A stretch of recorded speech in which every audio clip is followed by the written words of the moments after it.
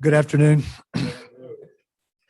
Today is Tuesday, the 27th of July. It is 1:06. I'll call the City Council to order. We're in work session this afternoon. We have a number of items posted for our discussion, followed by an executive session. And then we will begin our council meeting tonight just a few minutes before 5 o'clock. To get us going, item 1.1 tonight comes from Civic Lubbock, Inc. And to set that up, I'll call on Mr. Atkinson. Jarrett? Thank you, Mayor, City Council. We're going to ask Miss Lisa Thomason to come forward. I believe she will introduce your partners at Civic Lubbock, Inc. They're going to go over an exciting idea they have for a new grant program. So, Ms. Thomason. Good afternoon, Mayor and Council. It's my pleasure today to introduce you to a few of our Civic Lubbock, Inc. board members. We have Rafael Gutierrez, the president of the board, Grace Gonzalez as vice president of the board, and we have Kathy Horkey-Wolf, who is the chair of the Cultural Art Grant Program. Good afternoon, Mayor and City Council. Afternoon. I appreciate the opportunity to allow me to inform you about a new grant program that the Civic Lubbock, Inc. Board of Directors has approved. I serve on the CLI Board of Directors and as chair of the Cultural Arts Grants Review Committee. Committee is a standing subcommittee of CLI composed of 3 directors and 2 members at large that your body appoints. The committee is responsible for developing guidelines for the Cultural Arts Grants Program that is funded by the hotel occupancy tax. We accept applications, make recommendations to the CLI Board of Directors to present to you for approval. A list of the Cultural Arts Grants Review Committee members is provided on this slide.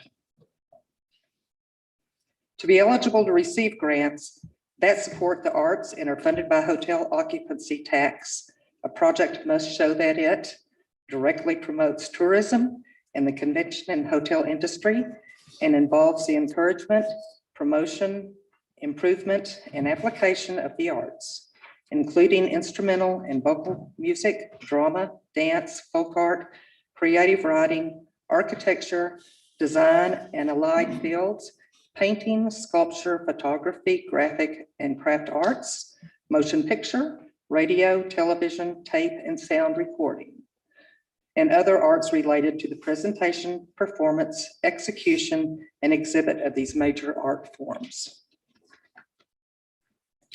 The total funds available this year were $366,017.50. Thanks you, sorry.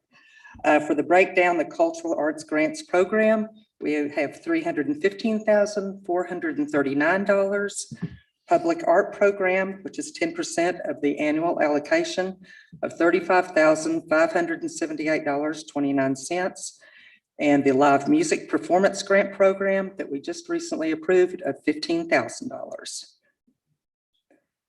The intent of the Live Music Performance Grant Program is to serve as an economic stimulus for local artists to perform live music in Lubbock and to promote what Lubbock has to offer musically to visitors. For the 2021-2022 fiscal year, the goal of this program is to enhance current live music programs offered by local hotels by adding more performances, days of the week, to increase opportunities for local artists to perform. And we encourage hotels that are not currently providing this type of entertainment for their guests to implement a live music program at their hotel, thereby increasing more opportunities for local artists to perform. The eligibility for the Live Music Performance Grant Program are hotels that are located within the city limits and have the accommodations available for artists to perform would be eligible to apply. Performances would need to be in public spaces within on the hotel property that are available to all hotel guests as well as the public. Applicants must be in good standing with the City of Lubbock and Civic Lubbock, Inc. at the time applications are considered. The process for the grant program is the application period. Cultural Arts Grants Review Committee evaluates all applications. The Civic Lubbock Inc. Board of Directors votes on recommendations for the Civic Lubbock Civic Council to consider for approval. I need some water. Lubbock City Council recommendations during the City Council meeting. And I'm happy to answer any questions that any of you might have, or Raphael may step in to, if you have any questions also. Okay, let's start with Ms. Patterson Harris. Sheila? Thank you. Thank you for the information. I want to make sure I'm clear, because one of the things I want us to have tons of people to participate, especially those who are artistically inclined, if you will. The information you provided said something about the performance at hotels. Yes. Talk yes, to me ma'am. about that. Again, At this point, there are some hotels that have artists that perform for happy hour or whatever in the hotels. We noticed during COVID, that a lot of the artists could not perform as Mhm. much because of the restrictions. Mhm. We thought a great way would be to open it up to where maybe a hotel was maybe doing it once or twice a week. gotcha. Maybe they can do it 3 or 4 times a week. And also for other hotels that weren't providing this, that could now do so. So Does the that whole, answer- yeah, so the hotels are actually a venue for the grant program.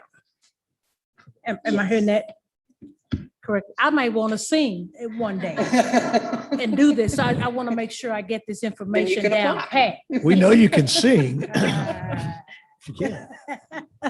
So I just want to make sure that I'm clear on it, and folks who are listening, how are we getting this information out to folks? I'm gonna let you address that. Yes, ma'am. On your previous question, one of the stipulations for the grant program is that the venue must be available to both the public audience, the citywide audience, as well as hotel guests. So it can't be anything that's restricted to our local economy. So that encourages both people that are staying in the hotel and local guests to come and hear the performance. Cotton Court does a great job at promoting their live music. So does the Overton. Those are 2 great examples of some of the hotels that can definitely benefit from this program. Give me your question again one more time. I'm sorry. How are we getting this out to Out to the public, yes. individuals who could participate and be recipients of the grant? Yes, ma'am. So I believe we are going to have a link on our Civic Lubbock webpage, as well as email the link to I believe it's a Lubbock Association of Hotels and Motels Okay, that can distribute that to their email list. And then one of the requirements on the application as well is that it must be promoted through the hotel, that this is a grant from CLI and the city of Lubbock. So we're both depending on our own promotion from Civic Lubbock through its social media websites, as well as the hotel itself. so this could be an opportunity for some spaces that have not had live music to make that come to fruition. Yes, ma'am. We are not limiting it to existing venues of live music, but also those who have perhaps entertained the idea, but perhaps lack that initial boost of funds to kick this off. Okay, thank you for the information. Thank you, Ms. Patterson Harris. Ms. Joy? I noticed that in order to apply, you have to be in good standing with the city of Lubbock. Can you talk to me about that? What does that mean? I would imagine any entity that might be seeking these funds would have to be in good standing on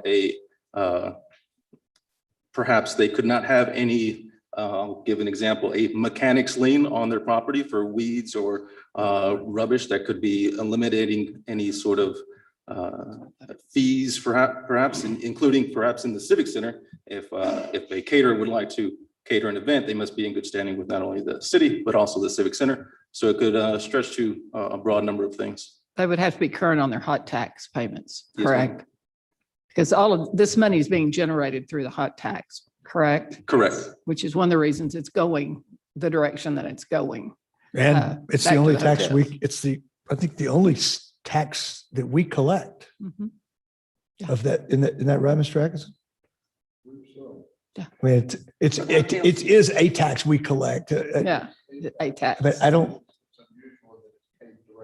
to the right, city. that's my point. It doesn't go to the state and come back. Right, yeah, yeah. Okay. So anyway, Thank you. that would make sense. It's a good catch, I think, yeah. Other questions? Mr. Chavez? Thank you, Mayor. The talent at the hotel, are being compensated? Where does the money come from? How are they being compensated? Or are they being compensated? Right now at the hotel, it's the hotels that are compensating the musicians. Okay, So we would be providing a match for that. okay, so the HOT money would be helping offset the cost, the expense. Yes, offset the costs so that they can provide more opportunities more often for the musicians. That's great because it's an opportunity for up and coming groups to find a venue to showcase their talent. Yes, sir. Thank you. Thank you, Mayor. Thank you, Mr. Chavez. Mr. Christian. Just a quick question is, could you tell me a little bit about the process of how you go about awarding these grants? I mean, you're not just going to give one to everybody that fills in the blank, so to speak. So what's the process? Well, the process will be that it will come back to the grants committee, and then we will review those and, approve or decline the process. I mean, So this is a brand new program. We've never established anything through hotels specifically. We've outlined a great guideline for our hotels and our applicants. We have an application here. Yes, excellent. The grants are going to be approved by our same Cultural Art Grant Committee review team, which also does our cultural art grants that we see on a yearly basis.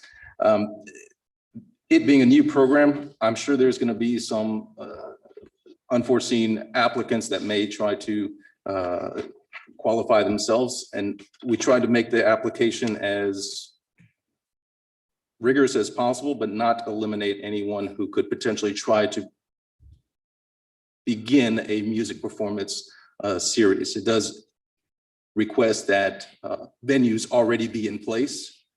We do run the possibility that someone might lay out a napkin and call that a venue.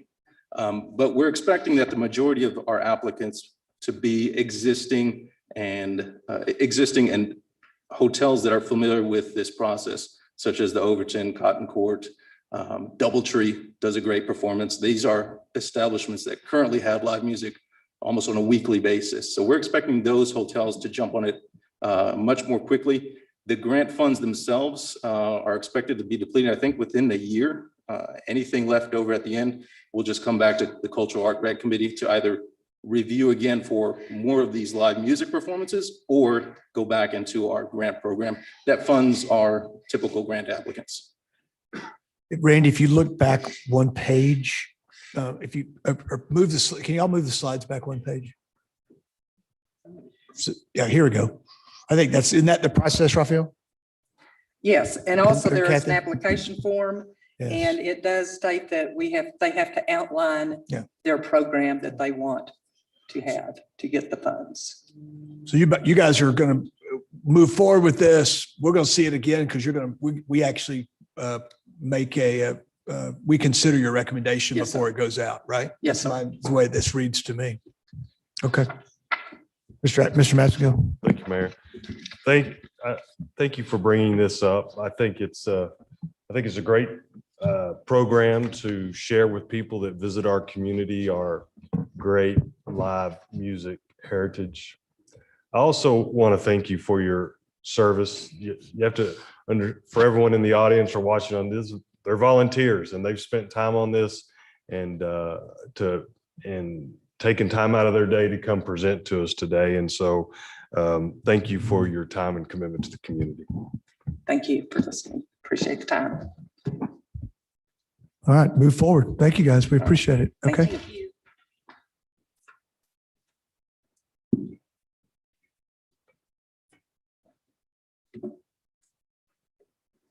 Okay, next on our agenda is item 1.2. It's an update on the Unified Development Code process. I'll let Mr. Atkinson kick this one off, Jared. Mayor, City Council, as you're well aware, one of the priority outputs that came out of your comprehensive planning efforts for the city of Lubbock was to look at creating a unified development code. Recall, this is in response not only to the planning effort, but really the somewhat, if not pretty out-of-date existing zoning code that we have here. Mr. Isom, our director for the planning department, is leading the staff side of that effort. He's going to take you through an update. This is a process that certainly slowed during the COVID period, and it's escalating back forward. So Brian, if you would. Thank you, Mr. Atkinson. Good afternoon, Mayor and Council. The first thing I want to point out are some of the accomplishments that we've had so far. We've been working on this project since May of 2019. Since then, we feel like we've accomplished quite a bit. We began publishing the 4 modules of the UDC in January of 2021. We typically would do 1 module a month. We tried to go for the first Monday of each month. I think module 4 being pretty complicated, skipped April and went out to May. But as of May 2021, all 4 modules have been published and out for public input and review. Another push from you all in January of this year was to create the UDC subcommittee. The UDC subcommittee and staff has met a total of 15 times so far. We've also met with our comprehensive plan oversight committee 5 times since January. That was another push from council. And to discuss the modules with them. In addition to staff review, we feel that certain sections of the code require additional scrutiny by people that have specialization in these certain areas. These would include our sign code and our landscape provisions. We met with our sign code focus group 4 times, and so far our landscape regulation focus group 2 times. Aside from that, we've had various meetings with different private citizens have come in to ask specific questions about things like home occupation, or just how to read through the code or where to find things. Members of the development community and as well as local organizations.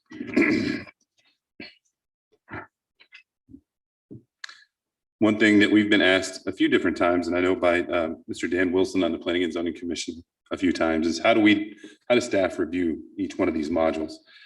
So we put this diagram together to kind of show what the staff review looks like. So initially we get the draft from Kinda-Keys Collaborative Art Consultant. We typically take about a month to review at the staff level. Each draft is shared with people on our staff technical advisory committee. You can see those departments listed at the bottom of this slide. If during that review, one of the departments or planning staff identifies a different organization that needs to review them, we send it out to them to collect their comments as well. We put all the comments in code, which is their platform for the UDC. Kinda-Keys begins their revisions and provides a revised document back to staff and the city council just in time for our joint planning and zoning commission and city council meetings. During that site visit, they also have our stack meeting. So that's where the staff technical advisory committee meets with Kinda-Keys, goes over any items that we feel hadn't been addressed or that needed further discussion. Kinda-Keys goes back and revises again, and then we post the module online for public input. At that point in time, the public starts to comment and Kinda-Keys revises again. So it's an ongoing revision process for them. Another part of that process is meeting with our city council subcommittee and CPOC. CPOC has taken a deep dive into the UDC and has come up with a number of items that they feel very strongly about and would like to see updated or addressed. They will be taking these recommendations to our subcommittee in the near future. As I've mentioned, the subcommittee has met 15 times so far and has gotten through very large chunks of the code with staff. From time to time, we bring in some of our subject matter experts to discuss some of the more complicated sections, such as Playa Lake development and parkland dedication.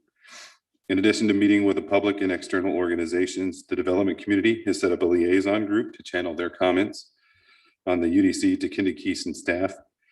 Again, once Kinda-Keys has had time to review the comments, we meet together and go over any revisions that need to be made. And again, it's Kinda-Keys making these revisions. One of the things that we've focused on or we've noticed is that it's been very difficult to get public engagement just from the average homeowner or average citizen or business owner. So we started trying to cater some of our message to these folks and identify the things that we think would be important to the individual homeowner, such as fence regulations or what would happen if you tried to add onto your home, what your storage building could look like or where it could be placed in your lot, or home occupations.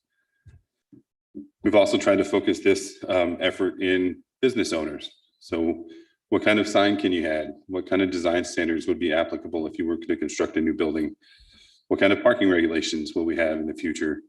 What does our land use matrix look like? And how are our zoning districts being updated and consolidated?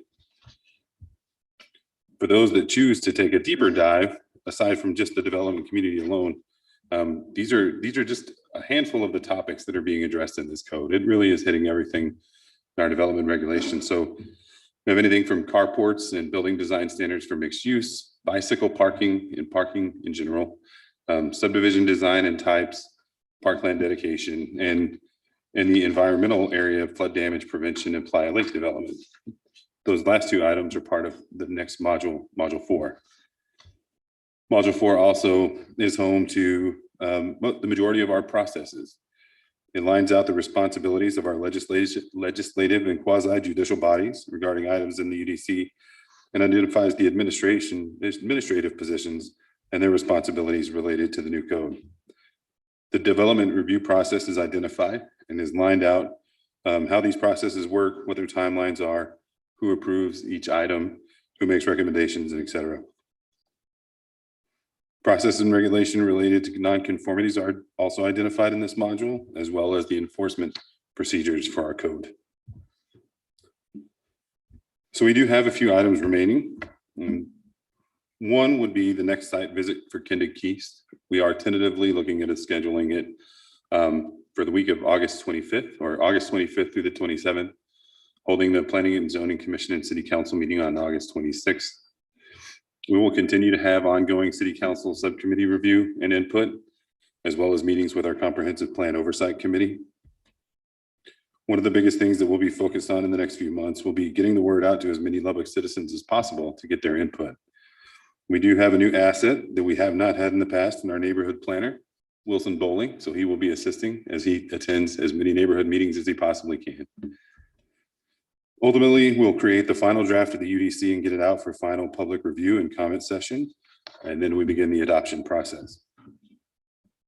So some items we've identified as how we are going to approach the soliciting input would be social media blasts. We've talked about doing some videos, some informative videos that talk about what the code is, why it's important to business owners and property owners and the like. I showed you some images of some of our flyers. Our intent is to use our website as much as possible to try to get the word out, as well as include press releases. And if the press wants to, we'd love to do some interviews with them as well. We've started meeting with different organizations in the city of Lubbock. So we met with the Lubbock Association of Realtors, the American Institute of Architects Lubbock chapter, the West Texas Home Builders Association, Lubbock Apartment Association. And in October, we'll be meeting with the Osher Lifelong Learning Institute. And just yesterday, we got a request to come speak to a women's group in January about code and other things that are going on in the city of Lubbock. And then we'll continue to have meetings with the general public as they request them. With all that said, here we have what we're looking at is the schedule for our adoption process. Currently, our contract takes us through September of 2021. Unfortunately, this won't get us through adoption the way the code is written. The code is the state of the code right now. We're currently drafting a new amendment to the contract with Kindig Keys, which would take us through March of 2022 with the goal of adoption by the end of this year. This amendment will be an item requesting your approval at a council meeting sometime in August. Working backwards from the end of the year, we can get the dates listed here for public hearings for the Planning and Zoning Commission and City Council. And then our intention is to get a full draft out to the public in October. That way it gives us about a month to go through and get full public input. With that, that's my presentation. And if you have any questions. Okay, thank you, Mr. Dyson. Before we open the floor for comments or questions, I know I speak on behalf of the council and I thank Ms. Joy, Mr. Griffith, and Mr. Christian for serving as our UDC subcommittee. Ms. Joy, you lead that group. You want to open with some comments? We have one opportunity to get our zoning code correct. And so time doesn't affect us as much, except that it takes time to go through and do what the work needs to be done. What we find as we go through the code, we find that there are other areas that need to be addressed in the code because we are so accustomed to the way that we've always done it.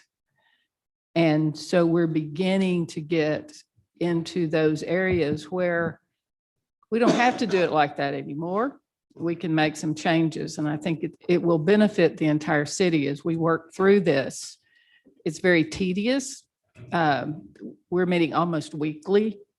It's not an easy task, but it's something that I think we all enjoy and we know will benefit the entire city, not just one area, not just two areas, but the entire city.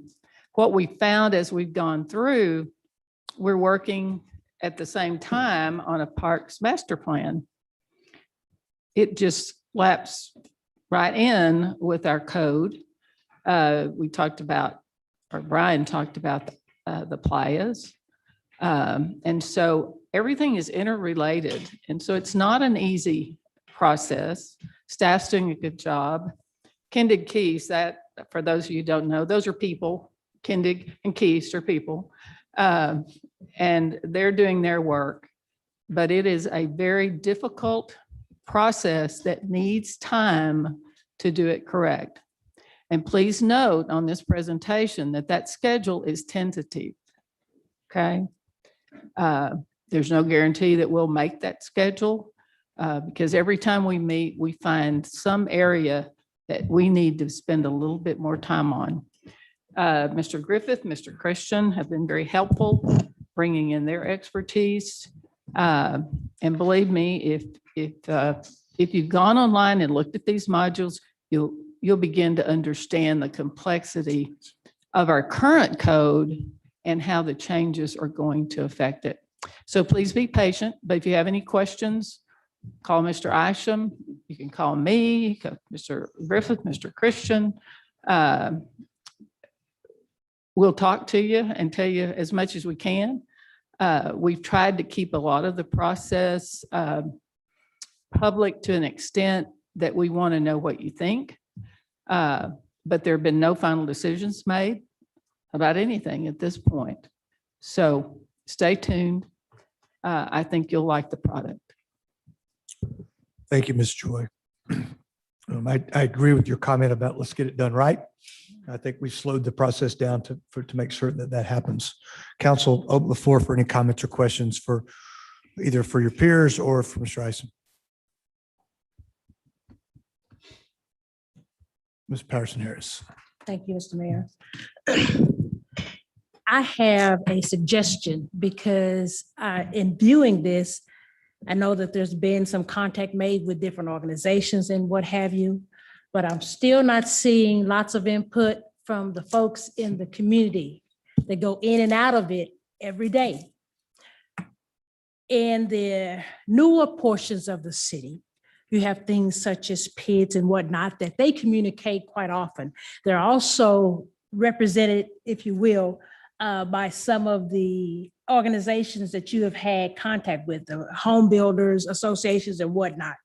But there are older portions of the city who have, by the work of their own, been working with neighborhood associations. Mr. Wilson Bolding has been attending, but there's nothing in hand to show folks to say, hey, this is what we're looking at.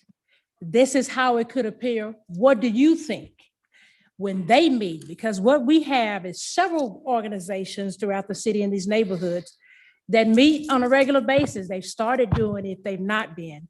Meeting on a regular basis to communicate with them and allow them to have input for the other citizens that are in their neighborhood. I just want us to make sure that we've done everything that we can. And I know I sound like a broken record, and those of us who don't know what a record is that round black thing that you can, make sound out of. I know I sound like a broken record, but I am, because I think it's important, because at some point we're going to be to the end of this thing.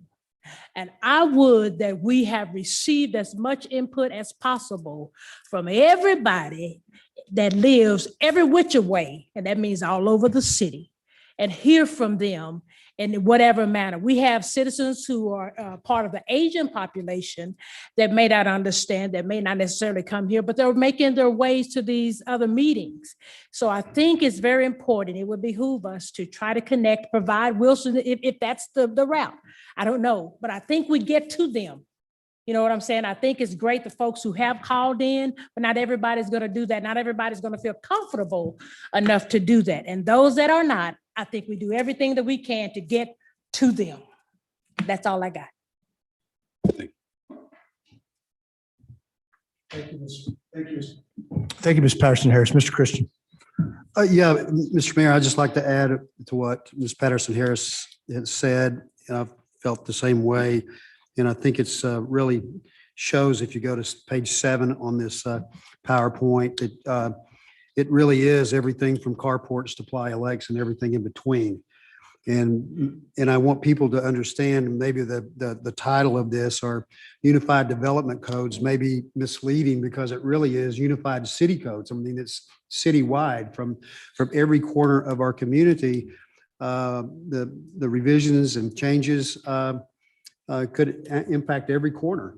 So I think it's very important for people to understand the depth and breadth of this project and how it will impact, I say every citizen, but you know, in years to come, it could impact every citizen that's putting on a carport or doing some landscaping and everything in between. So I think it's very, very important that it's not just for builders, developers, it is for lack of a better term, rank and file citizens need to know about this.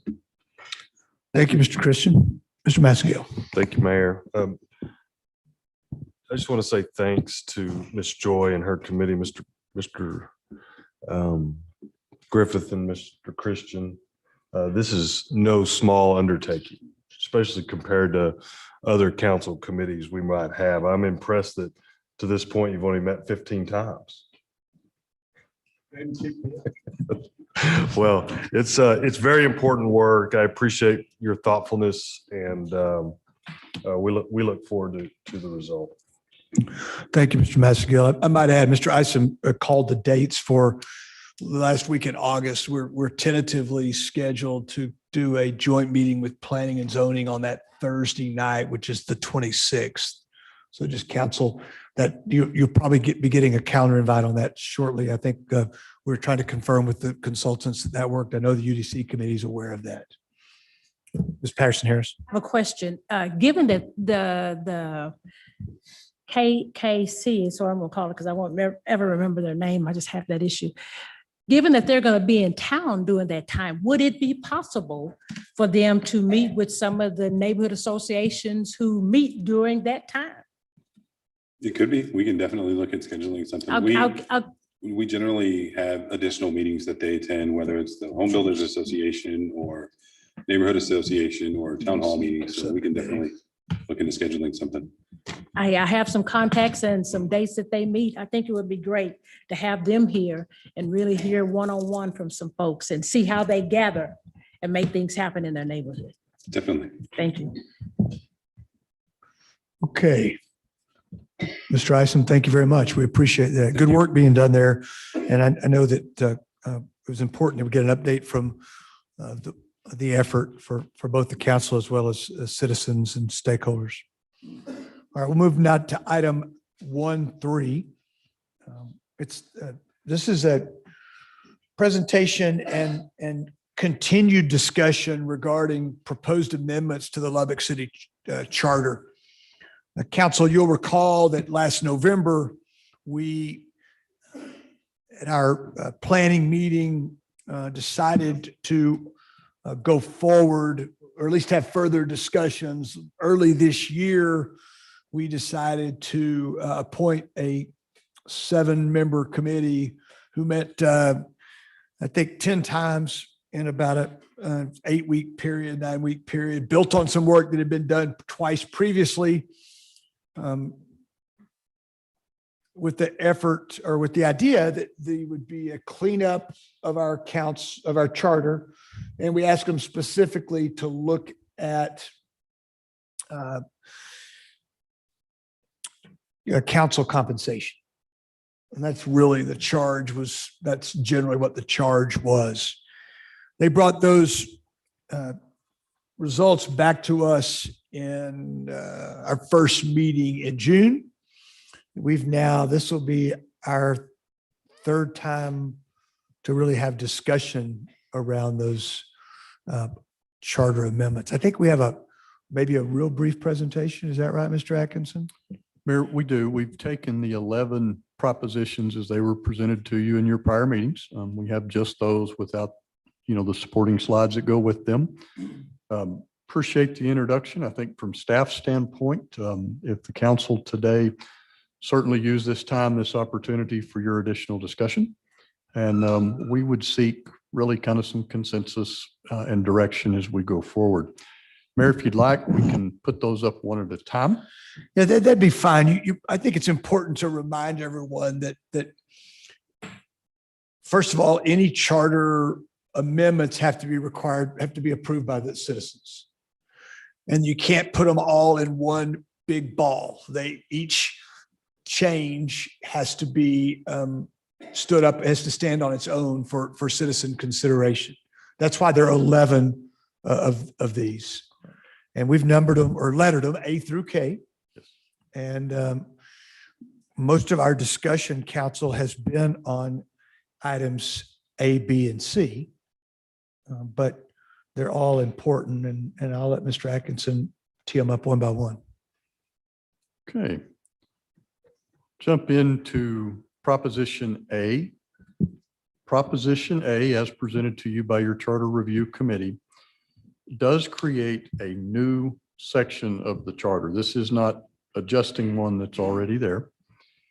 In simple form, it grants the council the authority to adopt an ordinance that makes a non-substantive change to the charter without going back to the voters. Okay. These have to be non-substantive. They are things such as misspellings. They are grammatical errors.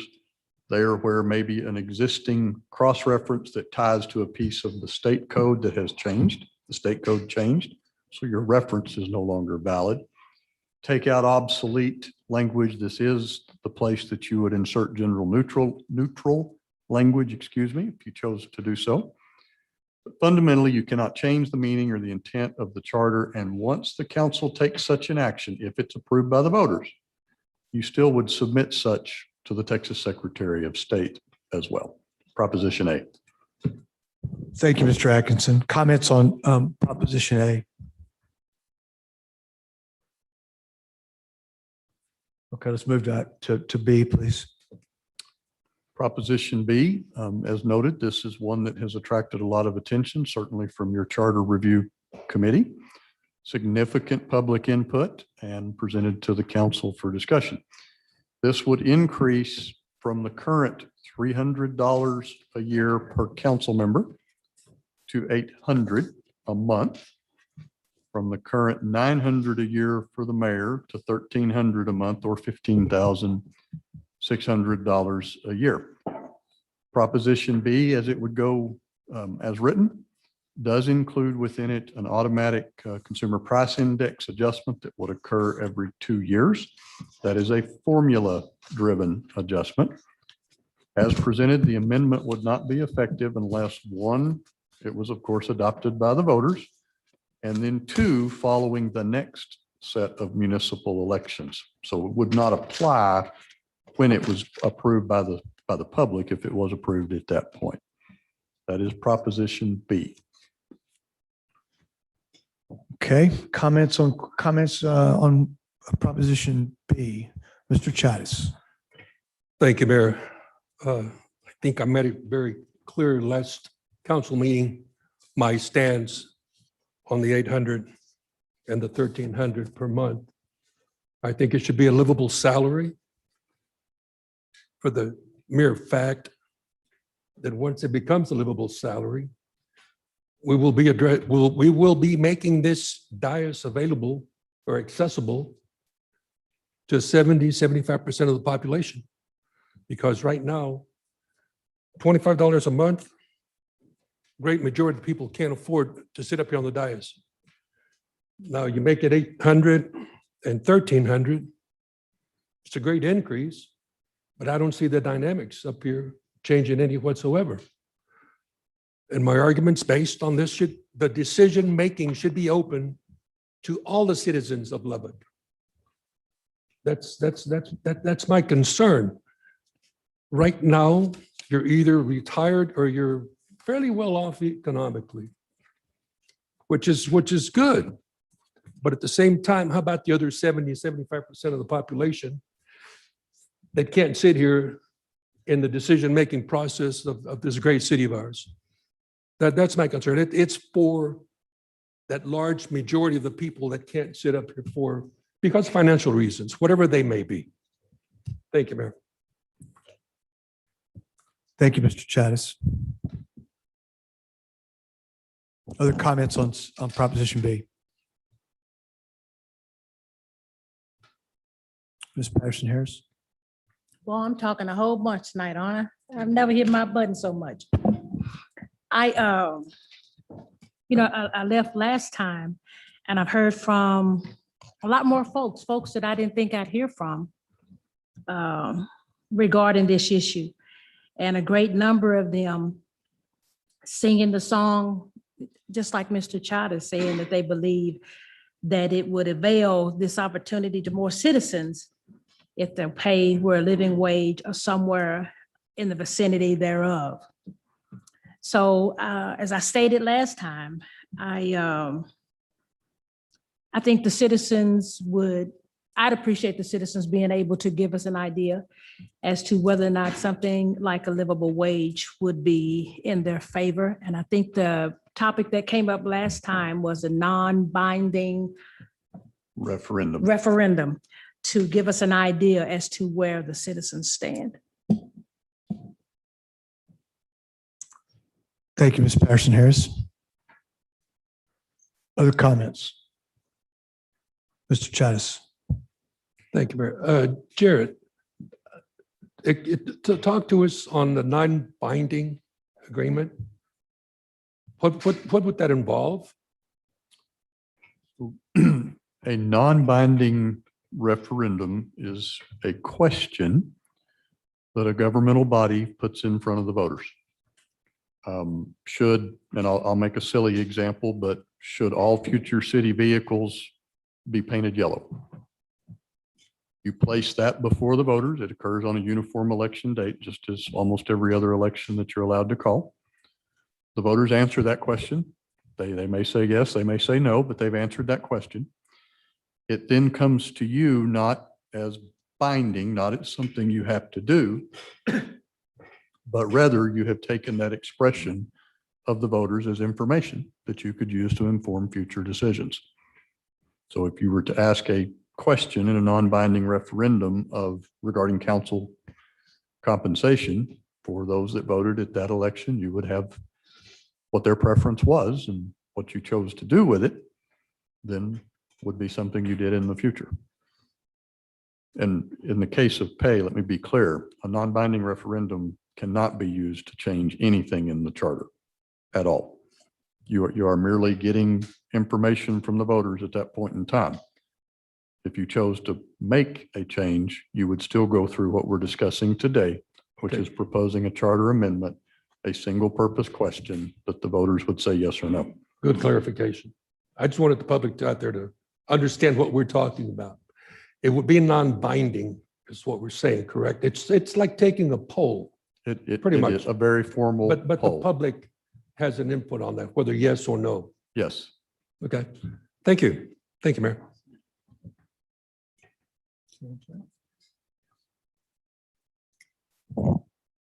Any other comments on Proposition B? Okay, let's go to Proposition C. Proposition C is a very substantive rewrite of what today is Article 4, covering initiative, referendum, and recall. This is also one that has had significant discussion, significant public input. It clarifies, or it actually creates a standard number of required signatures that are used to qualify a petition. It defines items, it fills in the blanks that you do have in your charter. Specifically, the city secretary has to validate petitions when they come in, and the charter is silent as to the period of time in which that must be done. It's a tremendous amount of work. They work through it very, very quickly, but there's not a guideline for that in your charter today. This would do that. It would talk about how quick the council then has to act on an ordinance after the initiative or after a referendum election. It redefines petitions. It moves those forwards. And it clarifies some of the recall language. It is a substantive change. Okay, thank you, Mr. Atkinson. Questions or comments on this one?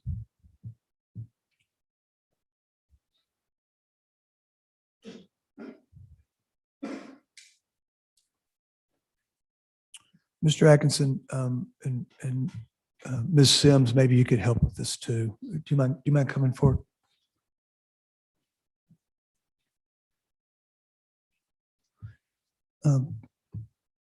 Council's gotten a lot of feedback in the last 10 days or so about item C, about Proposition C. I think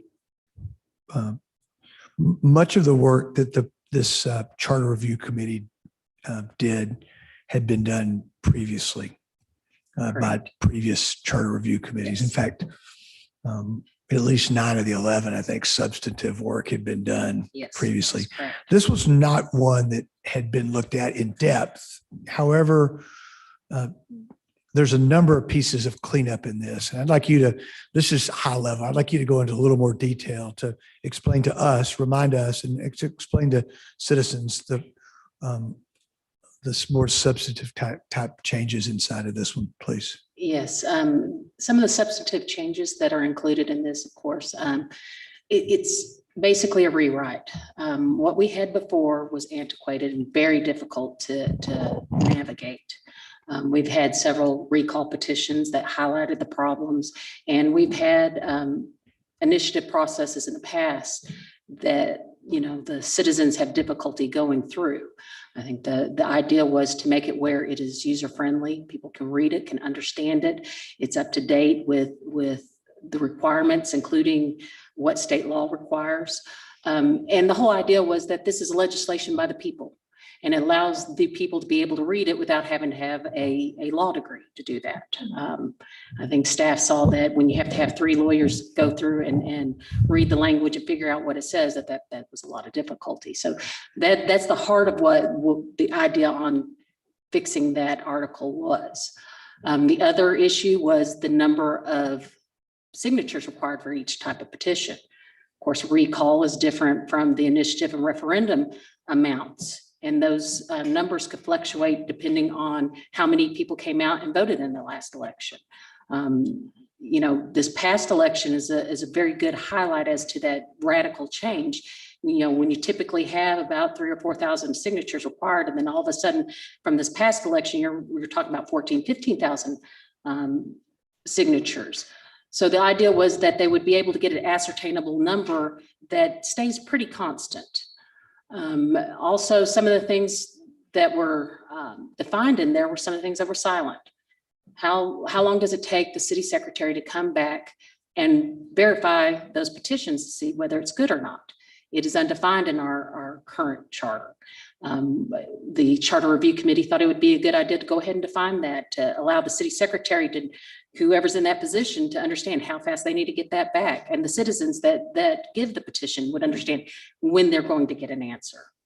The question as to what happens if either an ordinance is initiated and it's approved by the voters, or if it's repealed by the voters. What happens at that point? What can city council do? And it is unclear in our charter as to what they can and can't do. The idea was to go ahead and define that, to say, city council, you can't touch this for X number of time. Well, you know, and have that defined in the charter, and the charter would regulate how long it would be that ordinance would either stay in place or it would be repealed. In other words, you would implement the will of the people, either to repeal or to add something. And the council would have to stay away from it. It was silent on that previously, correct? Exactly. Okay. And that's a provision that's common in some of the other cities too, under these their initiative and referendum process as well. So it's not unique in adding that. Ms. Sims, we had a lot of questions in December. If I've got my timing right, I believe that's when we accepted the signatures. And the charters it reads today talks about an election within 20 days, I believe. Yes. And we we can't do that. And can you explain why? That's one of those, Yeah. that's certainly a big cleanup provision. Would you explain that? please? That is a huge cleanup provision, because I know that there was some chatter as to when the signatures came back, that there would be an election, real quick after that, and that can't happen under state law. Back in 1917, when you have a smaller town, they probably could have an issue brought up and then within a few days call that election and then go ahead and have it if you're dealing with a few hundred people. State law has since stepped in. We are mandated to only have elections on uniform election dates. We're mandated when we have to call the election, how many days prior to that election date. And of course, that's an extensive process. For example, this upcoming November 2nd election, we have to call it by August 16th. That's several months in advance, so that we could be able to program the computers, make sure that whoever's going to be qualified to vote has the voter registration, and get everything processed because of the length of time. Again, that's an example of how our charter is antiquated.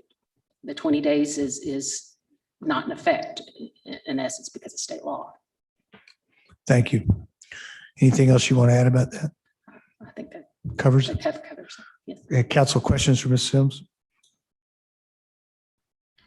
Okay, thank you, Amy. Any other comments on Proposition C? All right, let's go to Proposition D, E and F. I think we've got those bucketed together. Mr. Atkinson? We do, Mayor. So Proposition D is regarding language that's in the city's charter on how to issue bonds or public debt. Recall that your charter was written before a lot of the state law provisions that today are very normal to us did not exist. So at the time of the charter, the city self-defined how you would go about issuing public debt. Since that time, the state has developed very prescriptive processes, timelines, mechanics for doing so, and they don't align with what's in your charter. Of course, state law governs. So this one really takes out the extra processes, and the extra process is actually one additional publication requirement in a newspaper that doesn't match what's in state law. Because you can be more prescriptive, not less. You do today, both the state law plus the one extra that's in that. So this would clean that up. Proposition E is a process regarding street assessments. So street assessments was the process many years ago by which dirt roads ended up being paved, and part paid by the abutting property owners, part paid by the cities, different process to do that. Since then, the state of Texas has adopted 2 chapters in the transportation code that very simply and clearly define that. So this would pull out what you have that was written as a local rule, and instead it would say, and we adopt the state law. So also a good cleanup there. Proposition F is talking about condemnation. Sometimes it's called eminent domain. It means the same thing. It is the process by which a public entity, if they fail to reach a mutually agreeable conclusion with a landowner and they need a piece of property for a qualified public work, how do you go about that process? Again, when this was written, the rules were local. They were defined by city charter. State law, not so much. Since then, state law has really moved in a very good, a very strong direction to define the process for eminent domain or condemnation, to limit what you can use such for, and then how you have to go about doing it. It's really moved in a direction, still allows public entities to do what they need to do, but it provides much greater protection for property owners. So same thing, this would take out what's in the charter. This would then adopt the state law. Would remind you, state law governs anyway, so this is a cleanup. That's D, E, and F. Okay, council questions on D, E, or F? D, E, or F? All right, please continue, Mr. Atkinson. The next 3 are G, H, and I. G specifies the piece of your charter that details occupation taxes, the obligation and the duty and whom, and it's the city manager and the police chief, who are supposed to collect occupation taxes and how we go about doing so. The way it's written today, it's pretty much a mandatory. but it also doesn't necessarily comply with state law. And since this was written, as you might imagine, the state has taken over many of the licensure processes and the fees and so forth that are paid for that. Proposition G would take out the mandatory language, the penalty language that's in your charter today, and instead say, we will do this subject to state law. Proposition H really is regarding the salaries of officers and employees of the city. This is adjusting that process to what has been the standard practice for decades in the city. And then the final one is regarding audits. This is your annual audit, what often referred to as the comprehensive annual financial report that we look at in February of each year. The charter has many things in it that are now extraneous processes. Would remind the council, having an audit is not optional, either under state law or under your charter. You will always have that. It will be independent. It will be a third party. This is just cleaning up the language that does that. G, H, and I. Okay, council, comments or questions on G, H, and I, or I? Okay, let's get the last one, Mr. Atkinson, or J, it's gonna be two more, J and K. So the last two propositions, J and K. J is regarding city contracts. This is your city purchasing. Again, written quite some time ago. State law has evolved to be very good, very prescriptive, very neutral as it relates to how to purchase public goods with public dollars. This would adjust your charter to conform with state law. Basically, you'll reference back to state law so that as state law changes, it's not necessary for your charter to change or to be obsoleted. Proposition K didn't get a lot of public input. I think we had some interesting public input from the dais last time. These are just some of those really unusual things that are stuck in your charter. There are places that the charter refers to the city commission, but yet you're a city council. Functionally, there's not a difference. It's a name. There are terms, and I think maybe some of us looked them up from the dais last time. Body assignation and disorderly houses. The rolling of hoops. Velocipedes. There's many others in there. This would take those terms out. There are also provisions under your policing powers by charter that are directly in conflict with today's state law. In other words, the charter said the city is going to regulate the sale of liquor. Of course, now we have an entire state agency to do that, the Texas Alcoholic Beverage Commission. The charter can say what it wants. The state law, the TABC, actually rules. Illegal drugs, talk about things that don't ever change. Of course, they were named in your charter. The names of the drugs that we have to focus on today are different, but the regulation of illegal drugs is regulated today by state law, not by city charter. Same thing with prostitution. We also have a provision in our charter today that says you can impose punishment by forced labor. Not been able to do that in the United States in a very, very long time. So probably could take that one out. Finally, this last bullet is actually an addition. It's a clarification. Nothing in the charter references the power to zone. Now, the state law does, so you're covered by that. But that very prescriptive list of policing powers in the charter didn't have that one in it. So council, that is taking you to J and K and the total of the 11. Okay, comments or questions on J or K? Okay, council. So we had a lot of discussion 2 weeks ago about this hour and a half worth. There was quite a bit of discussion around largely, I guess, B and C was where most of the discussion was, if I don't think I'm saying that incorrectly. We had Mr. Chidis and Ms. Patterson Harris talked about B as it went through. C, I asked Ms. Sims to provide some backup on it. We're not posted for action today on calling an election because I felt like after our discussion last time that I didn't feel like the council clearly had a path forward on this. And I think today we need to decide what's next. So I'll open the dais for discussion toward that end. Mr. Griffith. Thank you, Mayor. Mr. Atkinson just went over very well on the last ones about cleanup in accordance with state law. My question actually is for Mr. Weaver, our city attorney. And some of this may be kind of obvious, but I just I'd like for you to respond, Chad, if you don't mind.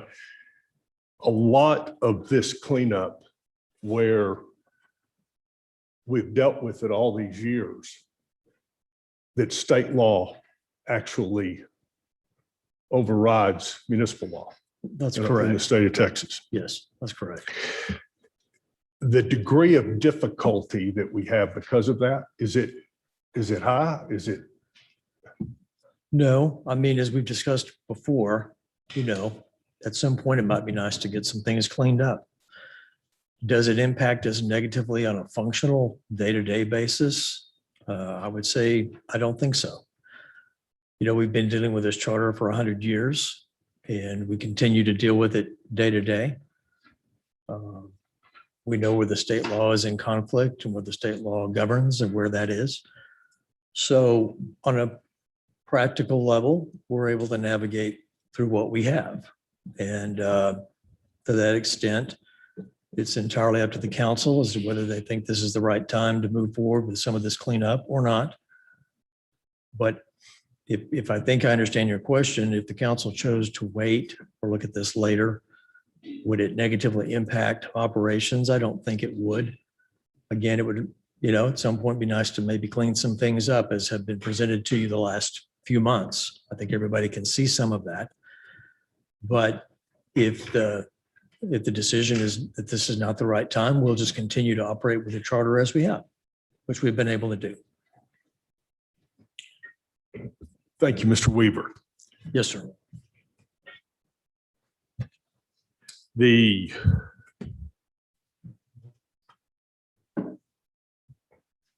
two weeks ago, I spoke in favor of moving forward with this, that it's time to let the citizens vote. I really applaud the committee's work. I truly appreciate the time and effort that we've gone through with these recommendations. I don't feel like it's the right time this year to do this. And there are some of the cleanups that I totally agree with, but I personally do not think it is the right time to do this. I think it's very quick. And they did great work at the same time. I think we need at a different time, another look. So I personally do not think it's the right time. Thank you, Mayor. Thank you, Mr. Griffith. Mr. Christian. Thank you, Mr. Mayor. I would agree with Mr. Griffin for several reasons, and probably most is the correspondence that I've received in regards to Proposition C. I think there's still a great deal of misunderstanding of exactly how that, what it is now and what is being recommended. I think there needs to be some more conversations, and so people will understand where we're going with this, because that's the one that I've received the most comments about. And I think we do need to back up and make sure that people understand and it's very clear what we're doing, particularly on Proposition C, Mr. Mayor. Thank you, Mr. Christian. Mr. Chavez. Thank you, Mayor. I am somewhat in agreement. When you say let's postpone, let's delay, what kind of calendar are we looking at? No, I don't want to put Can only be, proverbial, let's kick this can down the street can only again. be in May and November. Yeah, I mean, I'd like to have some kind of definition as to when. Proposition C. I've been inundated with emails. People are concerned about Proposition C. So, at least we can tell them, hey, we're looking at it. We understand the argument. Let's work on it. This is the date that we're looking at. I think the public deserves a calendar as to when this is going to happen. Do we get to November and say, hey, well, November, no, let's go to May. We get to May, then we say, no, let's go to November again. I don't think that's doing the public justice. I think we need to decide a date definite, or at least have a discussion. Mr. Massagill? Thank you, Mayor. I concur. I think at this time, it's probably best to postpone this work. It pains me to some degree to say that because we had a group of citizens that did really, really good work on this. And we know that this has been attempted before, and we really, I think everyone had the desire to get it right. Mr. Chavez, to your point about a schedule, we might suggest to the mayor to, at his discretion, tee this up during maybe a council planning session towards the end of our year and revisit it, since that was the genesis of this discussion, and then look at some possibilities from there. But my recommendation to staff today is postpone this to a point where we really have a more complete deliverable to the voters, and council can at least come together to the best point they can to have consensus on what they might recommend to the voters to vote on. Ms. Joy? I think it's interesting that it really doesn't matter whether our charter conforms to state law or not, because state law trumps whatever our charter says. And that's the way we've lived with this. And I think some of what's been going on is the same reason that the prior two committees, nothing ever came forward from those.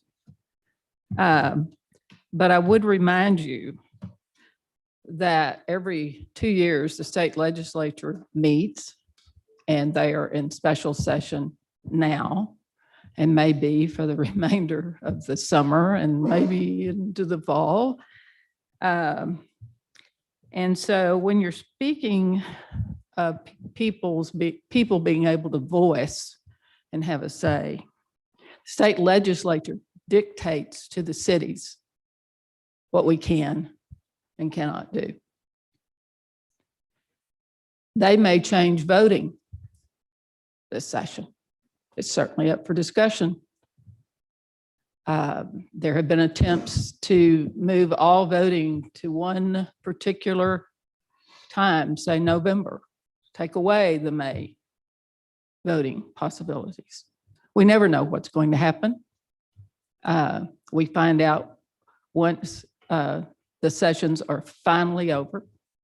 And so regardless of what we do to this charter and trying to bring it into conformity with state law, it will never be exactly in conformity with state law, because another governmental entity, being the state, will dictate to the city of Lubbock and to the city council, who is elected by the people who live in Lubbock.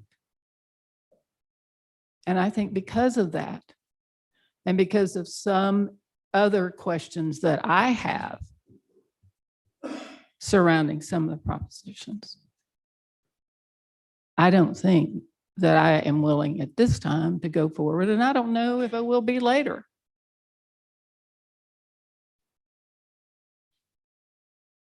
I think there are some who would like to see the compensation addressed.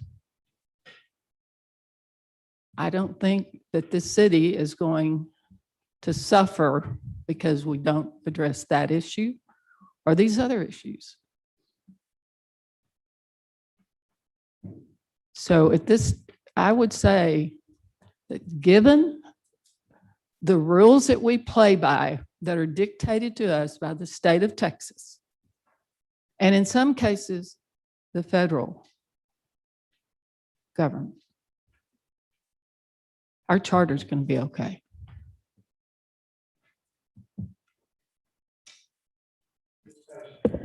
Thank you, Ms. Mr. Mayor. Madison Harris. I'll be Yes. brief. I just wanted to say that I don't have any quarrels about putting this off some time. That was part of my statement in saying that, with regard to the referendum, just finding out what folks feel about a certain thing. I think there's a lot more conversation that needs to be had around a couple of the propositions. I've not agreed with Proposition C and the percentages that were presented to the council. I think putting it off allows us, however it happens, to begin to still engage with the citizens that we represent as to where they stand and what their feelings are. So I think there's more conversation to be had. I mean, there are 7 of us here, and I don't think we all agree, other than the fact that maybe this is not the time right now for November. Thank you. Mr. Chavez. Thank you, Mayor. To Ms. Latrell's point, Texas law trumps local. But we do have a charge here of B and C, which we do have a say-so in that. We can't put that aside. This is up to us if we can come to some type of an agreement, because the public deserves an answer on that. And again, I just don't want to keep postponing this indefinitely. It merits some more discussion during one of our work sessions and come up with a date and share that with the public at a later date, a later time. Thank you, Mayor. Okay, thank you, Mr. Chavez. I think I think it's pretty clear where we are on this one. If you guys will think back, I think this has been on the agenda for every planning meeting, starting in November of 16. And it was, I think maybe I said it's a little bit like, messing with the charters, a little bit like scheduling a root canal. I mean, there's nothing about it that's a whole lot of fun. Nobody wakes up in the morning and says, man, I want to go change the Constitution. They don't. And I must say that I'm disappointed that we've gotten to the same point that at least two councils before us in the last 10 or 12 years have reached.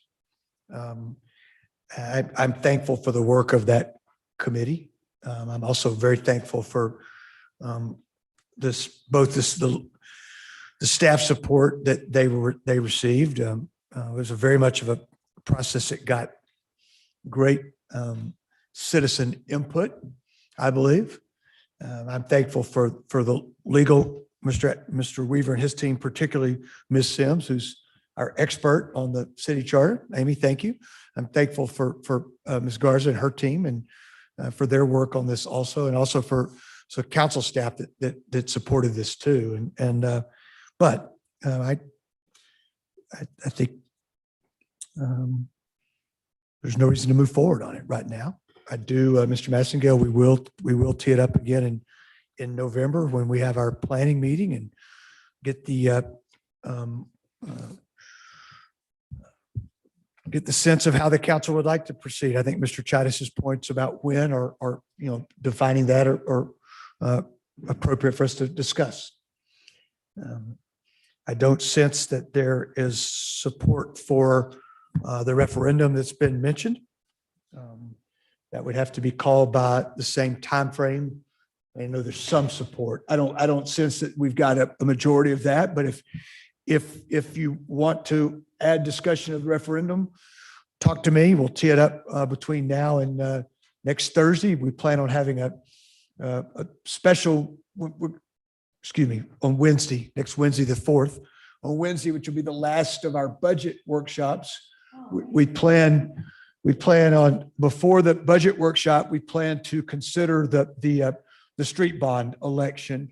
And we could at that time add a discussion around that referendum at that point. Will give us time to take first action on it that day and then take second action on it prior to the state required deadlines around the middle of the month. One of them's on the 16th, one's on the 10th, I believe. It's a bit, so I guess that's why we have to have a bunch of attorneys to keep us out of trouble on that. But all right, anything else on that one? We'll throw a little dirt on that for now. And we will move to item 1.4 on our agenda for today. And it's more discussion around the American Rescue Plan dollars. You'll recall that last meeting, 2 weeks ago, we got a more detailed briefing from staff. But due to the fact that we had spent a remarkable amount of time on charter discussions, we did not have ample time to discuss the American Rescue Plan and in more detail. And so Mr. Atkinson has continued to work with staff. He's worked with the Mayor Pro Tem and me a little bit. We've looked at some best practices from around the country. And maybe most importantly, we've looked at our council priorities, and he's going to talk today a little bit about the American Rescue Plan and how we might agree with some categories, maybe to take the next step forward. No projects, no specific projects, no dollars, just big picture categories. And then we'll go into budget next week. You will see that staff is going to recommend in budget, I think, that we use a few of these dollars.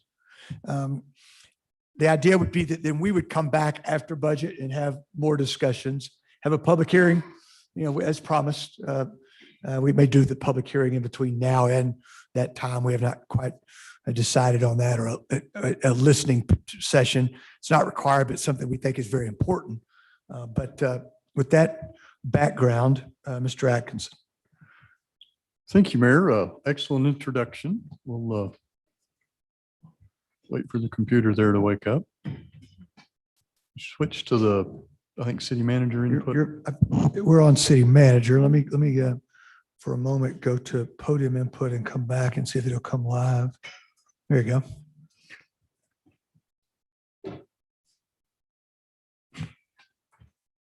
I think I hear it thinking.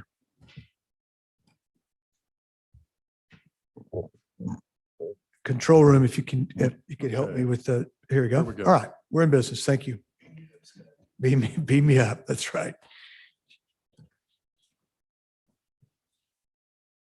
We're going to start just really quickly. We've talked about some of the federal requirements and so forth several times now, Council. Let me just leave you with this right here before we start looking at some categories. Your local allocation is the $56.6 million. Has not changed. As we talk today and as we head towards some public input, some listening sessions and others, the two dates that I would like for us to keep in mind, the commitment deadline. Commitment deadline means there will have been a formal act by the city council to say, these many dollars are dedicated for this purpose. You've taken a formal action. All of that totaling your allocation has to be done by December 31st, 2024. Commit the dollars by 2024. You then have 2 more years to spend out those dollars that you will have committed by that point. Okay. So point here, number one, there's time. Number two, we can look on a multi-year horizon for those projects that the council thinks fits into these dollars. So it doesn't all have to be done in the next fiscal year or even by the end of the 2024 fiscal year. Commitment made by December 31, 24, dollars spent December 31, 2026. Those next 4 items you've seen several times. That is the broad list that is in what they call interim final rule, COVID-19 or negative economic impact, premium pay for eligible workers. Council's instructed us to set that aside. Expenditure for government services to the extent of the loss of revenue, investments in water, sewer, broadband infrastructure.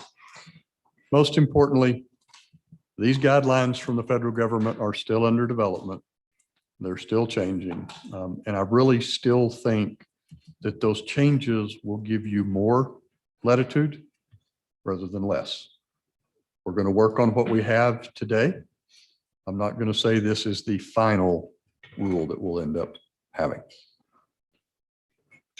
To start us off today, I'm going to suggest 6 funding categories. 6 categories. Public safety and preparedness. Targeted critical infrastructure. Neighborhood recovery and revitalization. And later on, you'll see the phrase that's in the guidance. It's disproportionately impacted. Community support services. Job training and economic development. And number 6, the arts, nonprofits, and small business. Some of those we've been able to flesh out a little better. Still need your input, your guidance, but we want to talk our way through all 6 of these today if we can. Let's talk about public safety and preparedness. Public health. Council went to work late calendar year 2020. We ultimately purchased a building. Full intent of having a new public health department and to co-locate community development. As this program has worked its way out, Council, I'd like to ask the question of, is this where we look at a partnership to expand the capacity and the programs that we can provide? Is it time to look at having a discussion on a countywide service area? I think there's good models in place. I think there's an opportunity. Obviously, this will be a surprise. We've not reached out to the county on this, but I'm asking you if you're in support of that, and is that something we should work on over the next few months? So, Mayor, let me stop on that one. Okay, so this is the first category, public safety and preparedness, and these are the 2 items. It's really this is the only slide you have for this one, right? Pretty much, yes, sir. Yeah, okay, so I just want to make sure there's not another slide. Okay, so council, this will just open this up for comments on or questions on. Jared, why don't you talk about police and fire first, and then let's just comment on the whole Be the whole glad to do category. that. Okay, and emergency management. Excuse me. So police, fire, emergency management. I think that you will see in your, I know you will see in your budget proposal starting next Monday, a proposal to fund certain police and fire vehicles out of this ARPA dollars. So you'll see that Monday. We'll talk about it in greater details. I do not anticipate going beyond FY22 with such a request to you. You will see the same thing as we look at public health, but again, council, that one's been discussed for many months now. So. Okay, thank you. Open the floor for comments, questions regarding this first category, public health and police, fire, and emergency, and particularly to maybe address the question that Mr. Atkinson teed up. We'll start with Ms. Joy Luttrell. Well, we basically have countywide service when it comes to public health. They don't turn anyone away because they don't live in the city of Lubbock. And, for years we had a city county health department. Same thing was true of the library. It was a city county library. And so I think given where we are in terms of the monies we have today, it would be a good time to look at the facility, and instead of it just being the city of Lubbock taxpayers, you're going to be funding this, that the county join with us, that we would invite them. And I don't know what effect that would have upon Ms. Wells. She's not here to defend herself this afternoon. But if I know her very well, and I think I do, she would know exactly how to expedite and to implement a program, including the county. So I, for one, would love to see us reach out to the county and see if we can't make this a countywide project. Thank you, Ms. Joy. Mr. Christian? Thank you, Mr. Mayor. I like the idea too. I just think that when, and I would suggest that we do move forward with some thoughts and ideas and, more details as we move forward in that countywide relation, or that with that county relationship. That's mainly my thing. I think it's a great idea. I just think there needs to be more details brought to the table on how that is implemented, who's going to lead that charge. I know that probably my guess is that it will be leaned on our city department quite heavily. So I'm in favor of that, but I'd just like a lot more details on it, on how we move forward with this. Thank you, Mr. Christian. Mr. Chavez? Thank you, Mayor. Public health, police, and fire emergency management, money well spent. I again, on the public health, let's reach out to the county. Let's ante up. I'm all in favor of it. Thank you, Mayor. Thank you, Mr. Chavez. I think, and the county judge has been very open to the fact that he wants to partner. We just haven't had a lot of specific discussions. Mr. Massingill. Thank you, Mayor.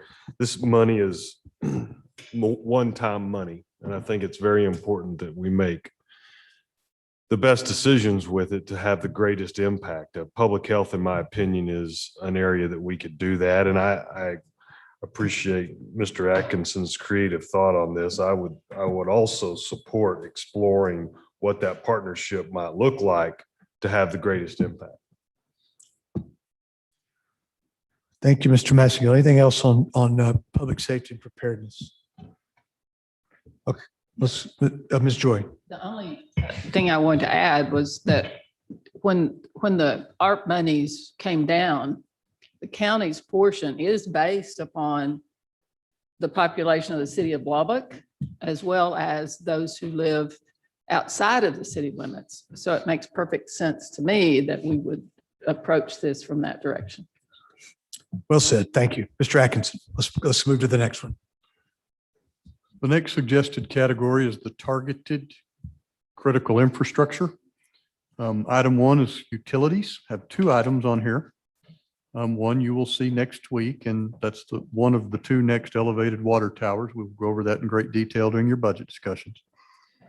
The second is to consider, and I'm not asking for a dollar amount, I'm asking for input, but consider a set aside for utility infrastructure that can be used to participate when we get into those neighborhood improvement opportunities. And I'll cover those a little bit later. But it seems from where we sit, we need just a little bit of a bump moving forward on the water towers for lots of reasons. Again, I'll talk about those next week. But I think there's sufficient money that we can put up a set aside as we look at some of those neighborhood needs to have that available. So potentially like a redevelopment opportunity where we might be able to help with some infrastructure. Yes, exactly. I have a question, Mr. Mayor. Ms. Patterson Harris. Could that potentially be bury, how do you say Burying. that word? Some overhead utilities in some of these areas. Potentially, yes. The way this category is worded, it provides broad latitude to what they call the governing body, the city council. I would note that we have continued to try to wind our way through the interim final rule. I find that name amusing. And we cannot find that you're going to make this work for street and road improvements or parks improvements. We're not done looking. That may be a future change. I don't think it's there today. Other than that, though, what is critical infrastructure is largely up to this body here. Thank you.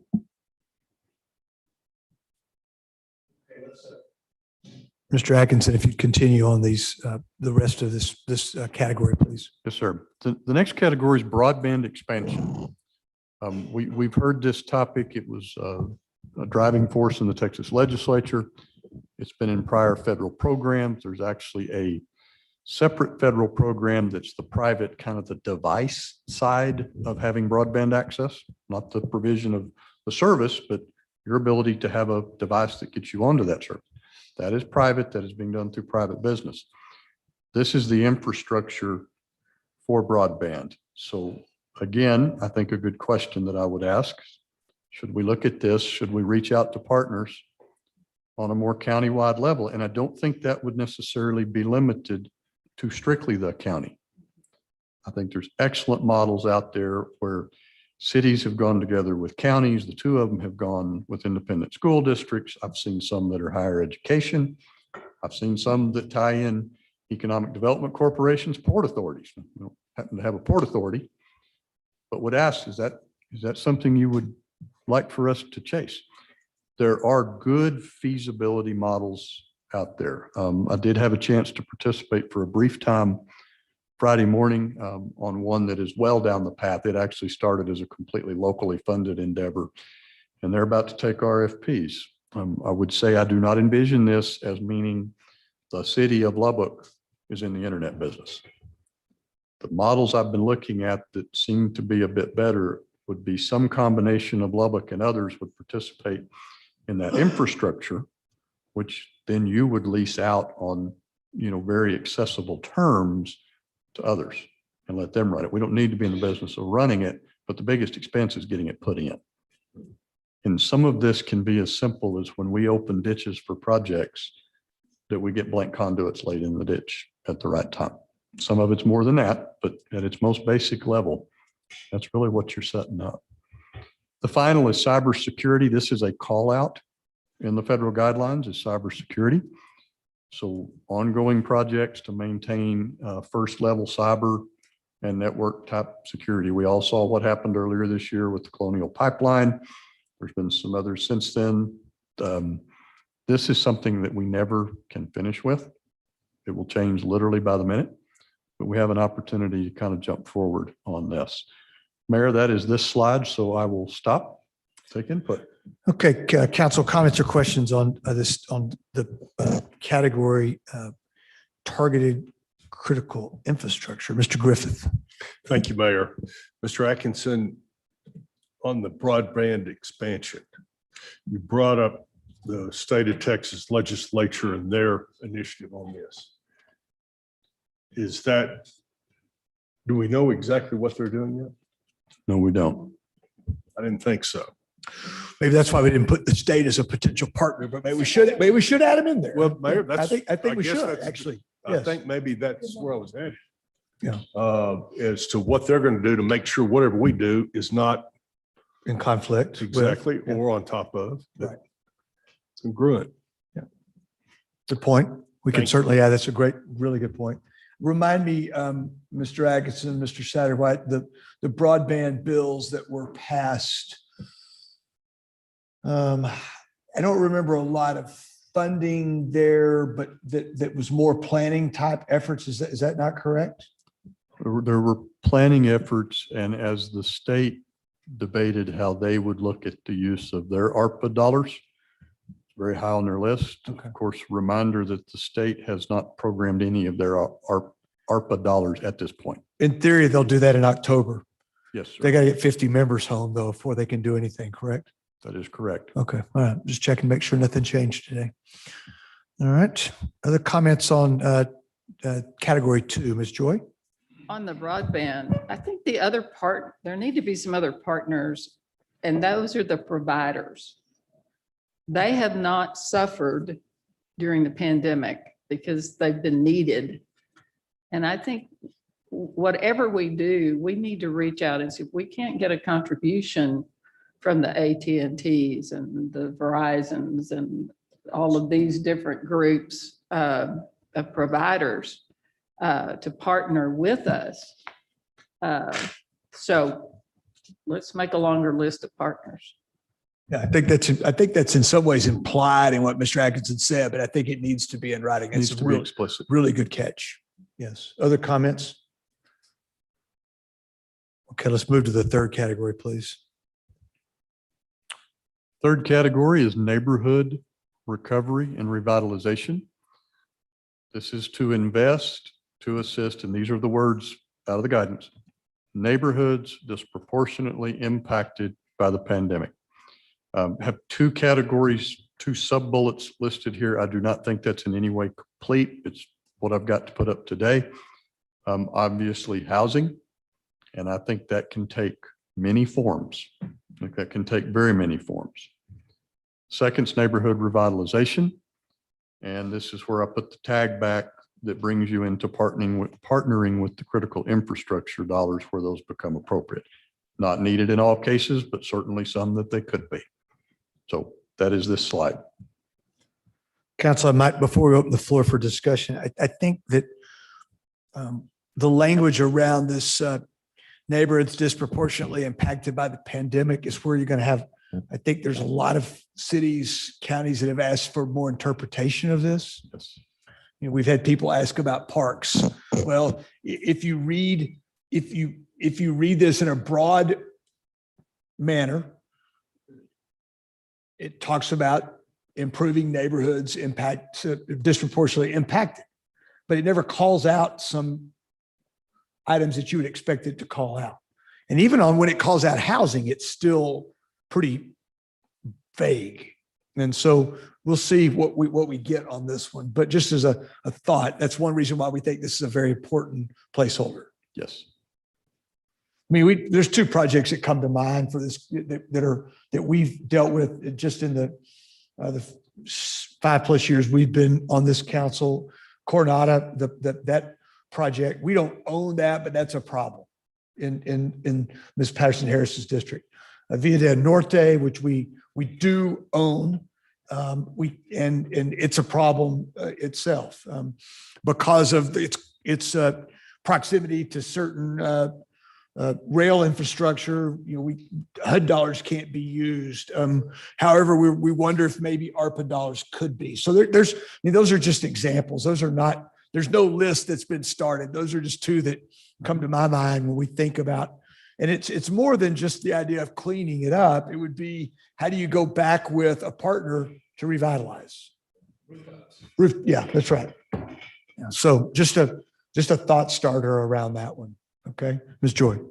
Well, Mr. Atkinson has told us in the past that, you know, the city owns a lot of lots. Urban Renewal has many lots, and there's a way to utilize those, but we've got to have a plan and probably some funding to actually create a trust, as I understand it, or could be a trust, so that we could get these properties back to people who can then build homes, and rather than having these vacant lots all over the city of Lubbock. You want to create easy, quality ownership. Easy ownership, quality ownership. And I think this is an opportunity potentially that we've not had before. We have the ability to do certain, I don't know if you'd call them subsidies, but breaks against a project. And I think this could be the funding that allows you to do that without taking it away from some other program that the city is doing.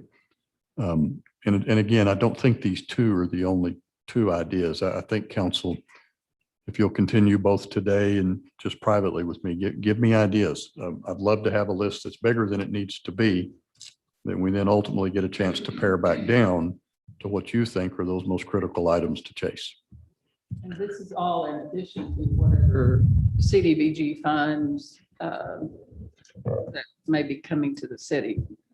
That's totally separate apart from this. Absolutely. And recall that the largest amount of dollars made available to community development by far have come in over about the last 18 to 20 months. The rental assistance money is the biggest piece. It's the one that's largely committed, not spent, just because time hasn't run. But yeah, this is completely separate from that. In some cases, you could use them together potentially. Mr. Christian. Thank you, Mr. Mayor. Yeah, I agree with what you were saying. I think a minute ago, when we're talking about neighborhood recovery and revitalization, then we go to the first bullet point, and it says invest in assisting neighborhoods disproportionately impacted by the pandemic. there's some things in neighborhoods that needed help long before the pandemic came around. So I think that's what we're really saying is that I wish it really said invest to assist neighborhoods to recover and revitalize, period. Because that's kind of what I hear we're discussing right now. And so I really hope that we can do some of that, what you're talking about in like the Coronado and other neighborhoods and revitalize them regardless of what I'm seeing as direct impact of the COVID. We need to do something with those things regardless. Thank you, Mr. Christian. Other comments? Okay, let's move to category 4, please, Mr. Atkinson. Next category would offer the name Community Support Services. There's no magic in any of the 6 names. Put something up to get us started. This council has made tremendous progress towards improving the mental health and the mental health services of the community. We're by no means done. We know that the state of Texas over the last 2 legislative sessions has continued to add money to this. I hope they're not done either. But this is already a place where we have partnerships that exist. I think we build on those partnerships that we have. We look at the programs that exist and ensure that those are set up to be successful long-term. Remember, your expenditure deadline is the end of 2026 and of expanding available services. What are we missing? What could be provided? So one of the things we know is inpatient treatment. And we know what the changes have been made to that have not been positive and productive for the people that need it. It's an opportunity to get those back up on the table and work through them, but this time with a different eye. On homelessness, this is my words. Certainly there's likely to be better. We've long talked about the need for a diversion center. Diversion center is not necessarily a shelter. Let me be careful. Over time, they may well both exist in the same place. But the diversion center in and of itself is a standalone that does exactly what it says. It keeps those people that are having some form of a mental health crisis from entering the wrong side of the system in terms of helping them get better. So it helps law enforcement. It helps social services. I think to me, it feeds to that second point, which is the cooperative services and education. Can we get it to where these folks can access there's a lot of help available. It's all scattered out in different places and locations and different entities. You don't need to change who provides those, but do you need to see if you can get them closer so that the people in need can get to it easier? Partners, this list, I could rattle off 10 or 12 off the top of my head. I just wish to make the point that in my mind, this is a countywide issue, just as the mental health is a countywide issue. It does not know the boundary. And as we relate to the county, and I've also heard the county judge speak very positively about these needs, much of this load falls on the county today, regardless of whether it originates in the city limits or not. So, Mayor, I'll stop on that one. Let's go to thank you, Mr. Atkins. Let's go to Ms. Patterson Harris and then to Ms. Joy. I'll be brief. I was just thinking as we continue to make our way through each of these pieces, there's a resounding theme of county money.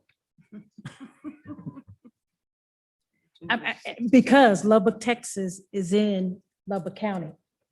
And so I'm glad that you mentioned that the county judge is on board with this. And I would hope that the county commissioners are as well, as they would be looking in the same direction to partner with the city to work in these areas. But I just hope everybody else was hearing that as we keep making our way through these various concerns. So that's a good point. And let's clarify the way that worked with the CRF funds, the last year's CARES funds. Cities were given an allocation on a per head basis. Counties were given an allocation on a per head basis that did not live in incorporated areas, correct? That is correct. However, with ARPA, what we're talking about today, American Rescue Plan, if you live in a city, you get counted in the city and in the county. So the county's allocation is a little larger than the city's. Correct. 56 million to 60 million in rough terms, 61 million. 61. Okay. Ms. Joy. Well, it would appear to me that the partners for mental health and homelessness, and we were talking about mental health, we're also talking about substance abuse. Okay, Sure. because Yeah. sometimes one creates the other, vice versa. And so your partners are pretty much the same, I think, for both of these. And it's not just county-wide. And it's going to include, should include your hospitals, Mhm. the university, all of the colleges.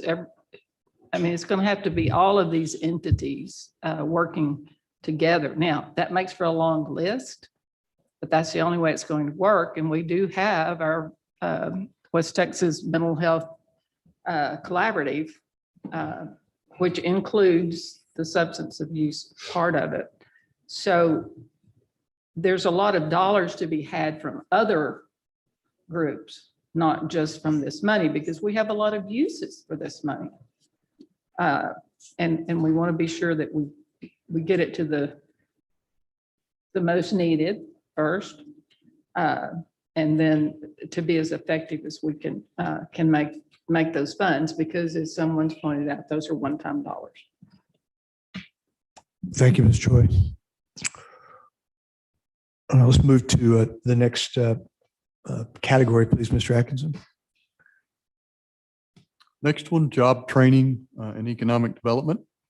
This is also one that I think the guidance will get a little bit more instructive as we move forward. I think as we look at this, number one, you've got to look at the needs in the community. So we have a very odd situation in the community today. Your unemployment rate is likely a little over 6%, yet jobs are available for the taking. I know it's hard for us as a large employer to attract. I know in talking to small business people, they face the same, and I would bet if we look at service and hospitality and anything else, we're going to see the same thing. So the need is somewhat apparent. How do we fill the gap? I think is where we need some work. There are existing programs. We do need to focus on the disproportionately impacted communities, again, straight out of the guidance. Partners, just put two of them up here to talk about. Independent school districts and existing job training programs. I think it's always better to try to strengthen what you have than to create something new, although you could, if we end up with that gap, that there's not currently something to help it fill.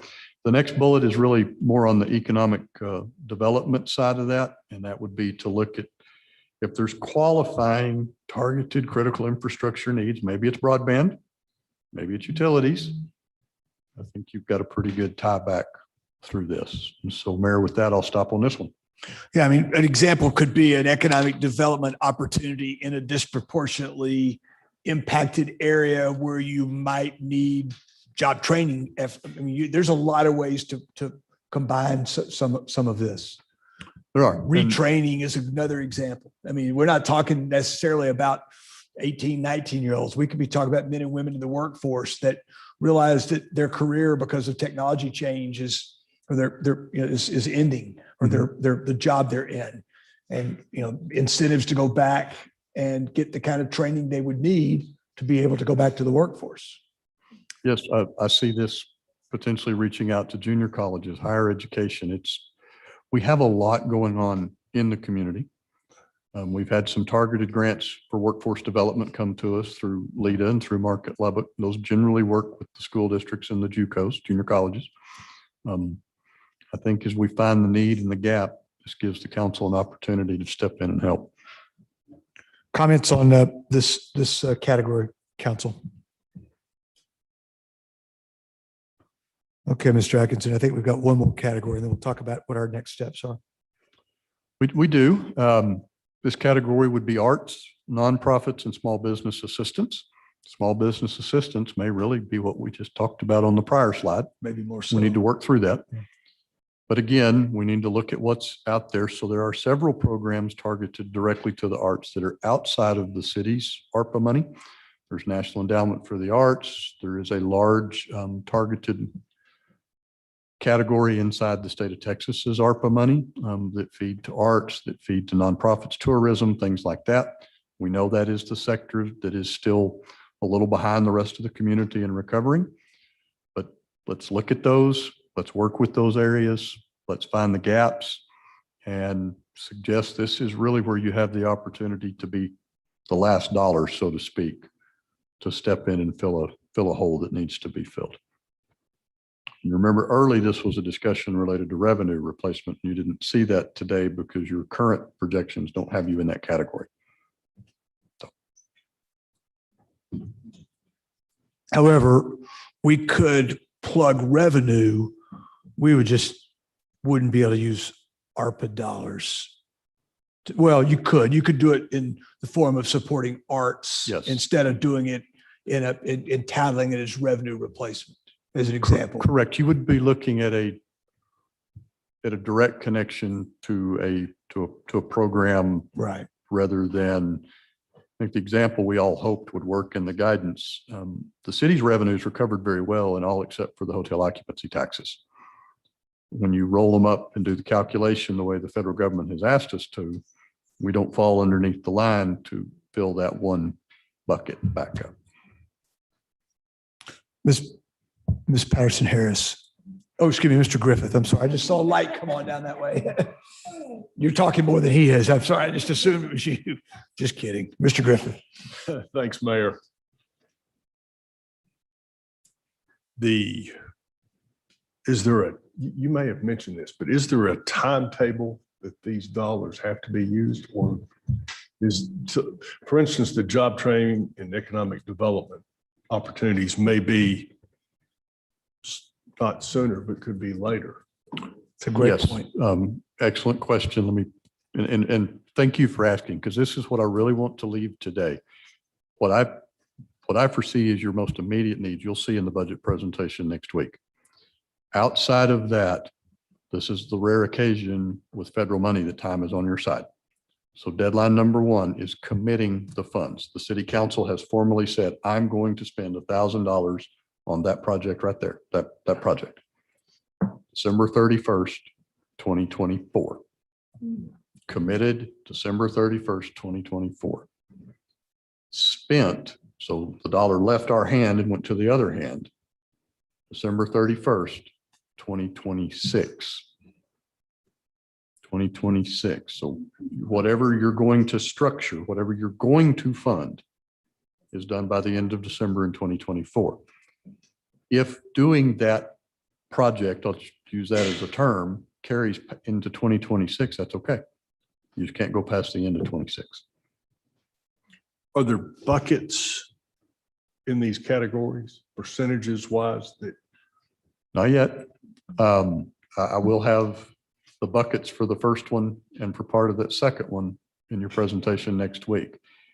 Outside of that, we're still looking for the council's input and thoughts. We're looking for the public's input and thoughts. And I think we will get to the point that we probably should put PEG numbers in there.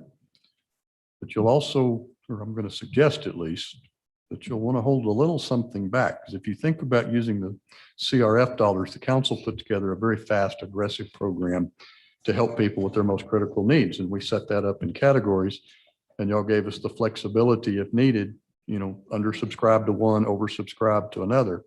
But we had the ability to do that. I think the council will want to hold on to something, at least for the next couple of years, because you may have one of these that really takes off and run, and that need matches the rules and it's there. So you'll do more than you thought without shorting something else.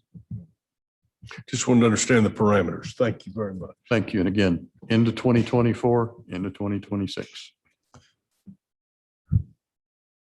Other comments or questions? Okay, so council, I think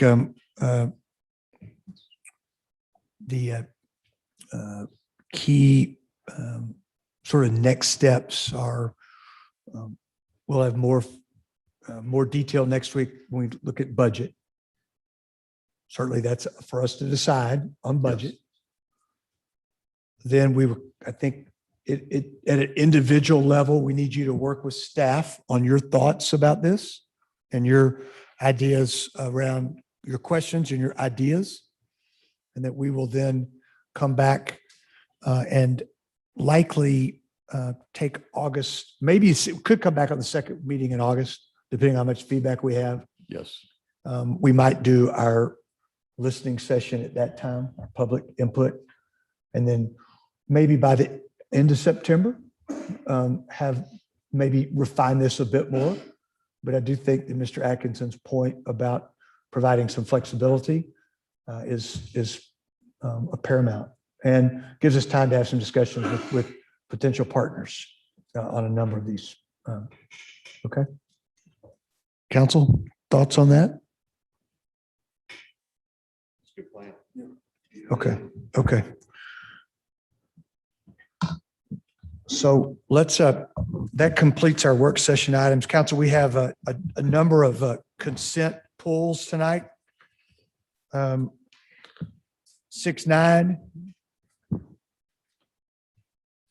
6-10, 6-11, 6-12,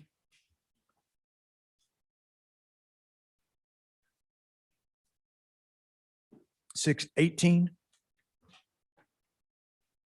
and 6-25. Yes, ma'am, I can. 9, 10, 11, 12, 18, and 25. I believe that's correct, Council. I know that there was originally one more on there and that council members asked that would not be pulled off. Okay. I believe that concludes our work session this afternoon. We'll now hold executive session today for the purpose of consulting with city staff regarding pending or contemplated litigation or settlement agreements and to hold consultation with attorneys under section 551.071 of the Texas Government Code to discuss the purchase, exchange, lease, or value of real property under section 551.072 of the Texas Government Code. And finally, to discuss competitive matters of the public power utilities under section 551.086 of the Texas Government Code. It's 3:03. The Lubbock City Council is recessed to executive session.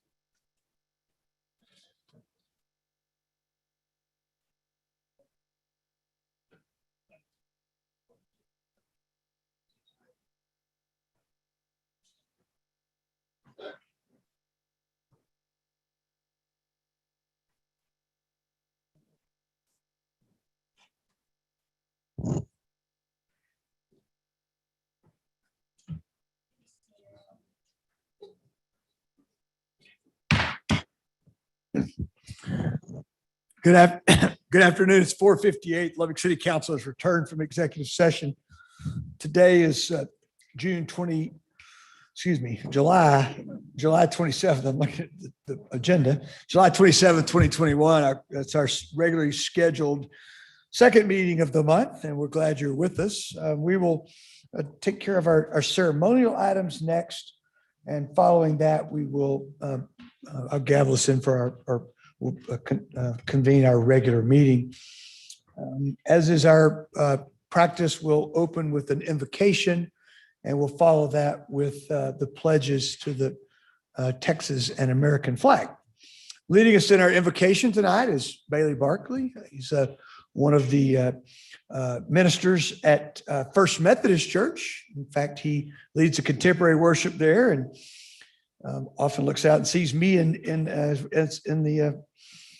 his audience there. And although we've been Zooming a lot lately, but he prays for me all the time, which I need that. So Bailey, we're glad you're here. If everyone would rise for the prayer, followed by Mr. Massengale leading the pledges. Let's pray. Lord God, we lift up our hearts before your throne of grace this evening. We invoke your presence to be with us. Come, Holy Spirit. Lord, we thank you for this country that we live in. We thank you for our democracy, for people to have a right to have a voice in how we govern ourselves and how we're governed under you. Lord, we seek the welfare of this city today, of our institutions, our universities and schools, our local government, our businesses, and the sacred land upon the southern tip of the Great Plains. We thank you for your provision through the rain that waters the crops and allows the cotton to grow tall. Lord, we remember that in Genesis, you created this world and you commissioned us to take care of it, to be faithful stewards unto which that you have entrusted unto us. Therefore, give us the grace to continue in that work of stewardship as a city and as a community. Jesus, we ask that you give this council your own counsel. Grant them your wisdom as they consider and discuss and make decisions that are not always easy or clear-cut. Let their work be faithful stewardship of that which has been entrusted unto them. Remind them that they not only give an account to its citizens, but in the end, they, as well as all of us, will give an account to you for that which we do. Let us never neglect the needs of the poor among us, but let us remember that you are always on their side. Let our laws and the dispositions of our hearts be in accordance with your kingdom of peace. Let us learn to love you and therefore love our neighbor as ourselves in all that we do. Lord God, during these anxious times, we do ask that you be the peace in our midst, the peace that surpasses all understanding. As we think about Lubbock's economic future, Lord, we ask that you give us peace. As we grieve the loss of one of our fallen law enforcement personnel, give us peace. Lord, have mercy. Lord, let us not be driven by anxiety, but let us be principled. Let us learn to trust in all that we do, to trust in you. We ask for forgiveness in those places and times when we have sinned against you in thought, word, and deed. We ask that you restore us and empower us to go and sin no more. We ask for your blessing today. Assist us by your grace to share that blessing generously with others as you bless us. We offer this time and this evening to you, O Lord. We invoke your name in Jesus' name. Amen.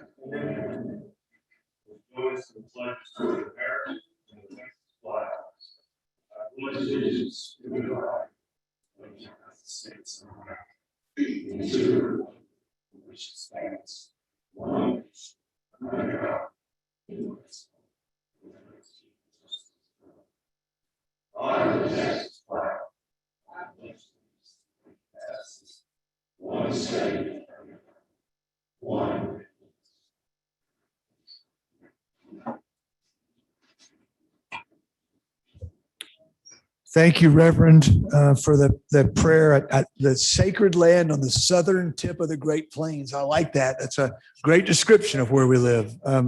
Mayor Pro Tem, thank you for the leading us in the pledges.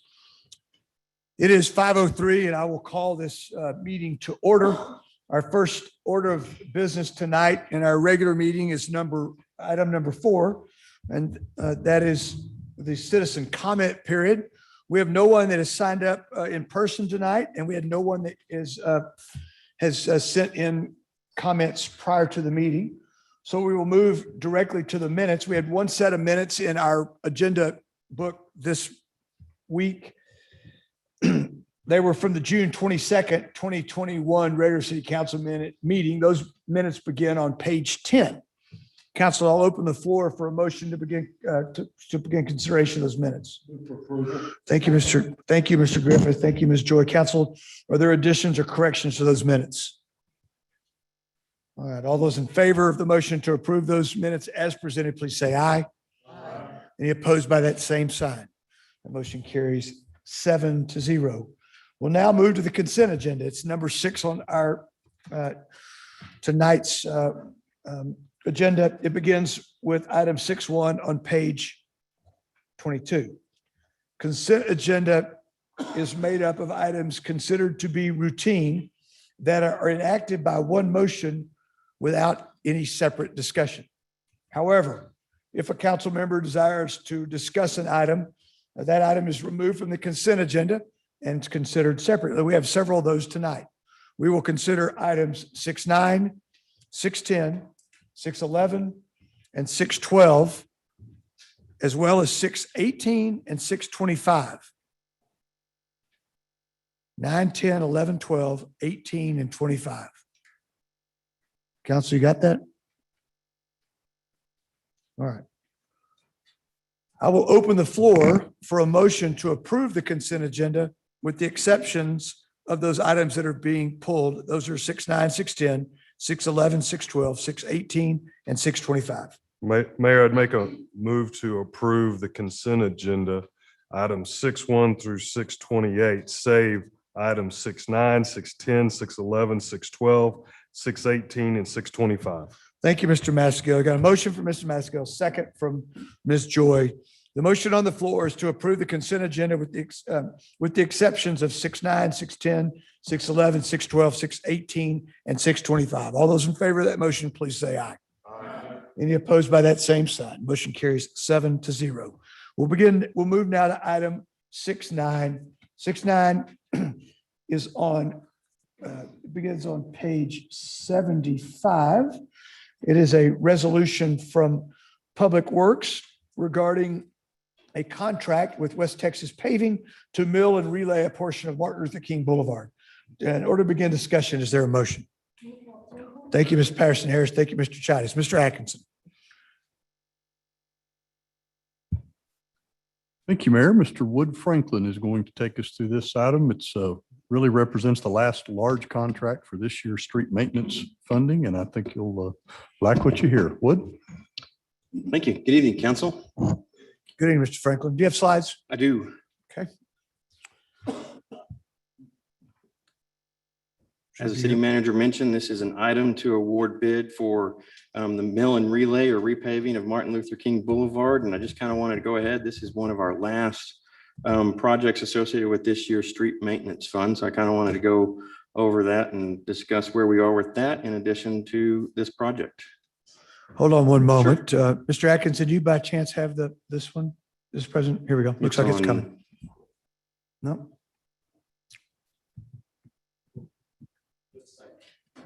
Yes, sir. You know how patient I am. I didn't know you were contemporary either in the worship people. I'm very contemporary, Ms. Patterson Harris.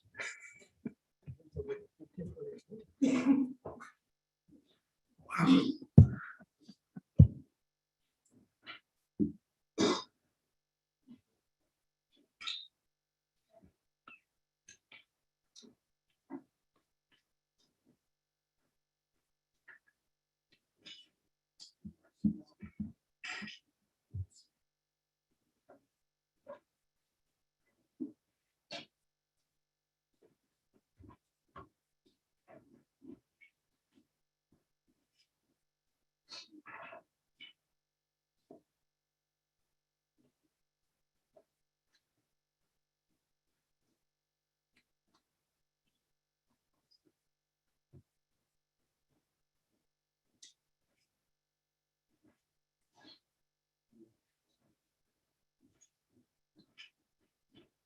Mr. Franklin, why don't you go ahead and take us through this verbally and hopefully we'll get your presentation up momentarily.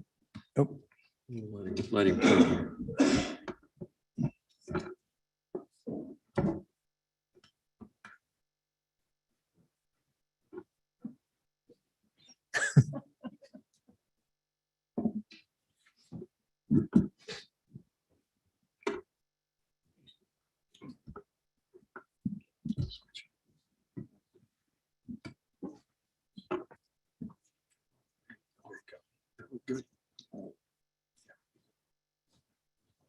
Hey, there we go. Yay. All Do right. you have anything to do with fixing that, Mr. Franklin? I think we're good. Okay. We'll see. Okay. I'm not taking the credit for that one. No. Okay. Take it away, please. Sure. And so item number 6.9 is our Martin Luther King Boulevard Mill and Relay Project. And as mentioned earlier, it's part of our 2021 street maintenance program. So I kind of just wanted to highlight that program. So give everybody an idea of where we are and what we've got going on. With this program, we've got one of our first project is our Rejuvenator project. And this is a product that we lay down on our newer streets to make sure that they retain their asphalt content, and just kind of, that's an annual contract. So it's one that didn't really come to council because it's a 5-year contract, gets renewed annually. Just want to let you know that that one's actually been renewed and we are complete with that project out in the field. We have 2 other projects that kind of go hand in hand. They're the concrete patchwork and the asphalt patchwork. Both of those were awarded by council in February 9th of this year, and the asphalt patch has been completed and the concrete patch is actually scheduled to be complete next week. Our resurfacing project, this is our micro surfacing. This is what you see gives a smooth road in the neighborhoods. This is in the Lake Ridge Falls and Medical District areas. That was awarded to council on April 13th of this year and is actually scheduled to be complete next week. So that's good news. The item that's on council for you today is the mill and relay of MLK Boulevard between 19th and Broadway. We also have our Brick Streets Repair Project. That's our intersection at 13th and Texas. That was awarded June 8th and is actually kind of contractors actually already started. If you go out there, you'll see they called in locates prior to doing their work, and they're scheduled to actually start closing that intersection sometime next week around August 3rd. We also have our rebuild project, a project that we had rebuilding Wausau Avenue south of 82nd Street. That project was awarded April 13th and actually has been completed. Not street maintenance related, but another project, Wausau going north, is actually, I believe, under construction through an engineering project. We also had, I'm going to skip one. We also had our 2-inch overlay. This is in Papalote and Papalote South. And also our Broadway rebuild that was underneath I-27. That was done with our in-house crews. And in Papalote, Papalote has been completed. We're working in Papalote South, and the Broadway project has been completed. And that's those projects that are actually done with our City of Lubbock employees, our City of Lubbock equipment, and our City of Lubbock materials. We also have 2 projects that if you went and pulled up last year's presentation that were not on here, that based on some low bids that were received and some funding that's available, we were able to do 2 additional projects this year. And we're currently out for bid to rebuild Frankfurt, that's 114th to 130th Street, and Alcove 82nd to 98th Street. Those are currently out for bid and hopefully will come to council in the next couple council meetings for award. We also have the map of where those locations are on here. And again, what we're talking about today on council is the award for the mill and relay of MLK from Broadway to 19th Street. With that, I'll be glad to answer any questions. Okay, Ms. Patterson Harris. I just wanted to point that out. I think it's important, given that the Future Needs Committee has been focusing on roadways, that anytime we prepare ourselves to get one done, and not just particularly because it's in the district that I represent, but I think it's important that we point out at the work that we're doing and trying to get done on our street. So I just wanted to make sure that we did that. As you stated, it's the last one on the list for this past group. So I wanted to make sure that we let folks know and kind of be prepared for the pleasant disruption in that area as we make that roadway a lot better. I mean, previously we did 31st to East 19th. So I think it's important that we kind of begin to finish that out. So that's all I wanted to do. Thank you. Thank you, Ms. Thank you, Ms. Patterson Harris. Ms. Joy. Mr. Franklin, are these on a schedule that you do in the street maintenance program? In other words, do you do certain streets in a time period and then you go to another area and do streets? How do you figure that out? We do have a program and it's laid out annually. We do look further into the future. And of course, things change with development and traffic patterns and increased traffic volumes may change what we have scheduled for 5 years. It may actually get expedited and may have to come up next year, but we do look at these. We just finished what we call our pavement condition rating contract. That was part of last year's money that will come through here, and went through every street and did technology where they do radar and penetration and look at the condition of every street so that we can help. That will just a tool in our toolbox to help prioritize our streets for our programs. And the 13th and Texas project is a little bit more than just street, is it not? There's a lot of drainage involved in that because obviously that's a very large dip in Texas and it's there for drainage and drainage. So while we're decreasing that dip, we are doing some drainage improvements in that intersection as well. Okay, thank you. Mr. Franklin, the work you're doing on that you were able to add on Frankfurt and Alcove, is that correct? Yes, sir. Rebuild. So rebuild as is. It's another very similar to what we're doing on MLK. It's a mill and relay where we mill the old street up. Okay. If So- we have good base, we leave that there. If we need to go further into the base, we'll rebuild the base and rebuild that pavement. But that stretch of Frankfurt as an example is just two lane, I believe. Is that Correct. correct? It'll Yes, come sir. back as 2 lane. It'll come back. Yeah, these Okay. are not expansion projects or Okay. increased capacity projects. Okay, thank you. Ms. Patterson Harris, one more time. I have a question. Once we mill up Mhm. those roadways, will that be something that we can utilize or? That is valuable material that we use to help stabilize. You hear us, majority of what we use that for is to help stabilize our alleys, our dirt alleys, our unimproved alleys. So that is a valuable material that we do maintain. So that's twofold when you go and do those Correct. streets. Yes, ma'am. Thank you. All right. Anything else for Mr. Franklin? Thank you, Wood. We appreciate you. that very Appreciate it. much.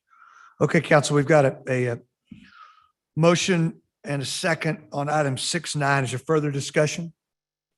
All those in favor of that motion, please say aye. Any opposed by that very same sign? The motion carries 7-0. Okay, we'll move now to item 6.10. It's on page 84. It's pardon me, it's an ordinance that comes to us in the first reading from traffic engineering regarding speed limits. Is there a motion to begin consideration of item 6.10? Take this motion from Mr. Christian, second from Mr. Chidis. Back to Mr. Franklin, Mr. Atkinson. Mr. Mayor, I think we'll have Sharman Owens, our Okay. traffic engineer, will take us through That's this. one. good. Oh, yeah, that's good. Sharman, good afternoon. Well, good afternoon, Mayor and Council. It's good to be here. I'm gonna- Ms. Owens, pull the microphone a little closer to you Okay. there, or get close, a little closer to it, please, ma'am. I'll just step up. Let's see. Okay. I'm going to give a brief presentation on the speed limit ordinance amendments that are proposed. First, just a general overview of the law, the purpose, the goals of speed limits, and then the couple of slides about the specifics to this particular speed limit ordinance. Okay, I can start with just letting you all know that the statutory speed limit set by the legislation, transportation code from the state is inside an urban district, 30 miles per hour on a roadway and 15 miles per hour in alleys all across the state. Now, outside of an urban district, 60 and 70 mile per hour is the speed limits, but we are focusing on inside the urban district in this presentation. Okay, so what's the purpose of speed zoning? The reasons we do speed zones is all roadways other than alleys in urban districts have a speed limit of 30 miles per hour. Many roadways in the urban districts obviously need higher speeds because they have operating speeds of higher than that. So arterials like Slide Road or 82nd Street, all of the other east, west, north, south streets, and then highways like the Clovis Road. There's regulatory speed limits alter the prima facie speed limit and more closely match the operating speed. And hence, that's why we are proposing an amendment to the speed limit at this time. So the goal of speed limits, we want three things: consistency, information, and safe and efficient travel. So enabling safe and efficient travel for all road users. We're going to consider the design and operating speed of the roadways, the history of safety problems, roadway context, and vulnerable users. The design and operating speed, the design goes into the annual daily traffic, number of access points. If there's curves in the roadway, vertical or horizontal or medians, those are the type of design issues that engineers look at in designing speed limits. The history of safety problems, like we look at crashes, things like that. The roadway context, we're looking at what's behind the curb. Is it residential? Is it commercial? What's the land use, in other words? And then vulnerable users, the very young, people who are just learning to drive and have no experience, or the elderly whose maybe their senses are a little bit diminished, hearing or seeing, but also people who may be stressed or anxious or might be on medications because of illness. So we also want to inform road users and law enforcement of the reasonable and prudent speeds. And we set that reasonable and prudent speeds by a systematic way. We use the Federal Highway Administration's US Limits 2. We enter all the data we've gathered, and then it spits out a speed zone. And that should be, or speed limit, that should be reasonable and prudent. And with that appropriateness of the limits, we're going to see voluntary compliance, we hope. And then the consistency. Across town, speed limits want to be consistent over the city with similar types of roadways, but also down a corridor. We don't want a speed limit to hop 5 miles per hour every mile. So we're looking for consistency in those two areas. And I will say that development leads the way to looking at speed limits. When we do our studies, when we see development increasing traffic in an area, so we're looking at it often. There you go. So current speed limits. Before we get into the discussion on speed limits, I just wanted to inform you all of a little bit of information. So the fourth column in the speed limit is something called speed limit descriptions, and that's within the ordinance. And it sets boundaries for each line of the speed limit. Often we're starting to change these, and we have in the past, and we're going to continue forward with that. So when we see something like 160 feet west of a certain intersection, that is very subjective. So we have begun in the past, and we're going to continue that. We're taking out the 160 feet or the 930 feet west or east or north or south of an intersection. And we're going to use the intersection as the roadway boundary. It's less subjective at that point for road users as well as enforcement. The other thing I wanted to mention, we're only bringing 2 speed limits here before you today, 34th Street, Milwaukee, the changes there. However, this spring, we did do 2 other speed studies. Those are on state roads. So TxDOT is taking the lead in that. They're going to go back and vet our information out. But I will let you know that's 4th Street from Flint to Toledo. So in front of the VA and the new traffic signal, that area is developing, and we looked at that area. TxDOT will confirm what we found and then bring that back to us, as well as 19th Street between Iola and Milwaukee. Just some more development happening. We're seeing more traffic. So, but we'll bring that back when TxDOT gets back with us. So let's go ahead and just start with 34th Street. These are the current speed limits. And this says from Iola to Milwaukee. That's where we did our speed study. However, in looking at that roadway, we drove down it and noticed that the speed limit description, in other words, the boundary needed to change as well. So we're looking at it, as you see on the horizontal line on the map, from Marcia Sharp Freeway to Milwaukee. So the current speed limits are 35 miles per hour, 40 miles per hour, and 50 miles per hour. And we'll get to the proposed speed limits on the next slide.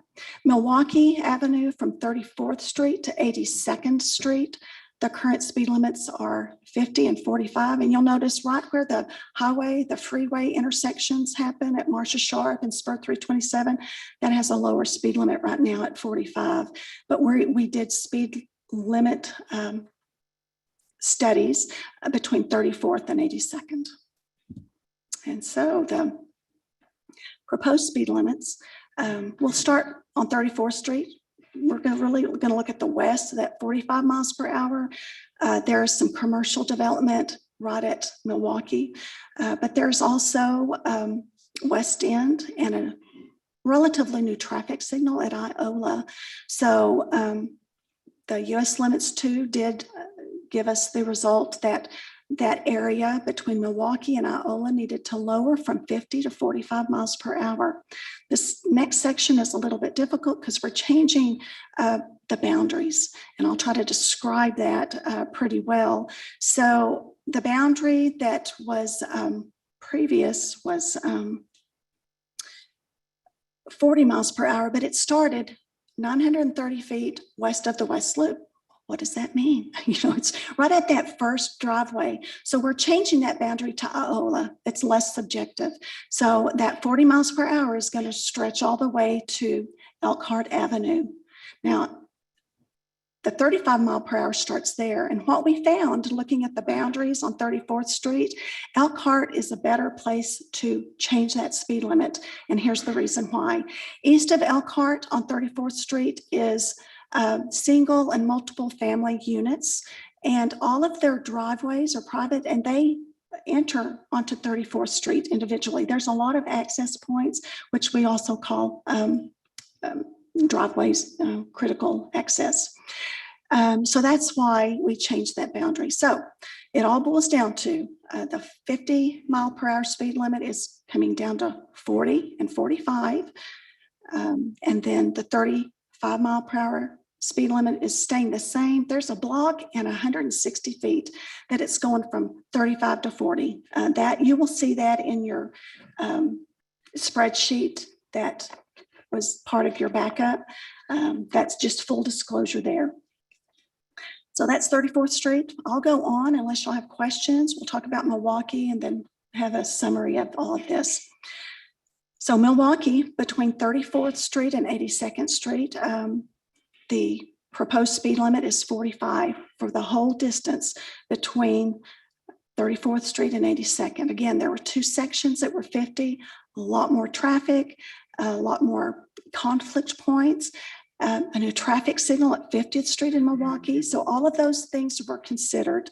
And not only will the road user need that consistency as he or she is driving down the road, but for signal timing, it helps to have a consistent speed limit that whole length. On May 18th, the Citizens Traffic Commission did hear the presentation and reviewed the proposed speed limit changes, and the motion was recommending us to bring this to City Council. And just summary, CTC approved the following changes. So Milwaukee Avenue, 34th to 82nd Street, a reduction from 50 to 45, where it was 50. 34th Street, Marcia Sharp Freeway to Milwaukee Avenue, reduced a section from 50 to 40 and 45 based on that boundary that we were talking about. These were some administrative changes we made. 98th Street from University to Upland. During some of the other ordinance amendments, we were doing those in sections. And when it was published, some of the streets were out of alignment. And what is consistently throughout our ordinance, east-west streets are brought forth east to west.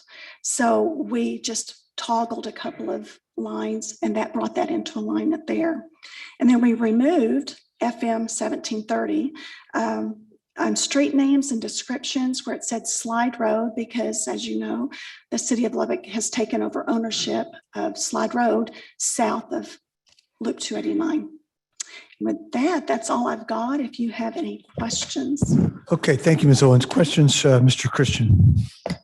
Yes, thank you very much, because it looks like most of those are in my district. If you go back to the previous map, I have a question of how Yes, ma'am. you reached your decision on 34th from Milwaukee to, I guess that West Loop.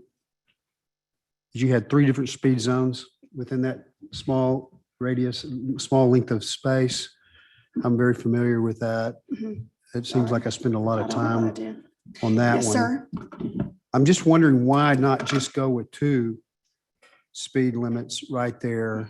I agree with the 35 as you're getting closer to Marcia Sharp, because there are a lot of duplexes that they have to back out directly onto 34th, and it can be quite dangerous. Right. So I definitely agree with that. My question is, from 45 to 40, instead of just making that whole stretch 40, makes a little more sense. And I'm very pleased with the fact that you're changing the 34th all the way down to, I guess that slide Milwaukee. on Milwaukee to Milwaukee, yes, sir. 45, because quite honestly, I don't think people have a clue that speed changes twice if you're going all the way from slide all the way to 34th.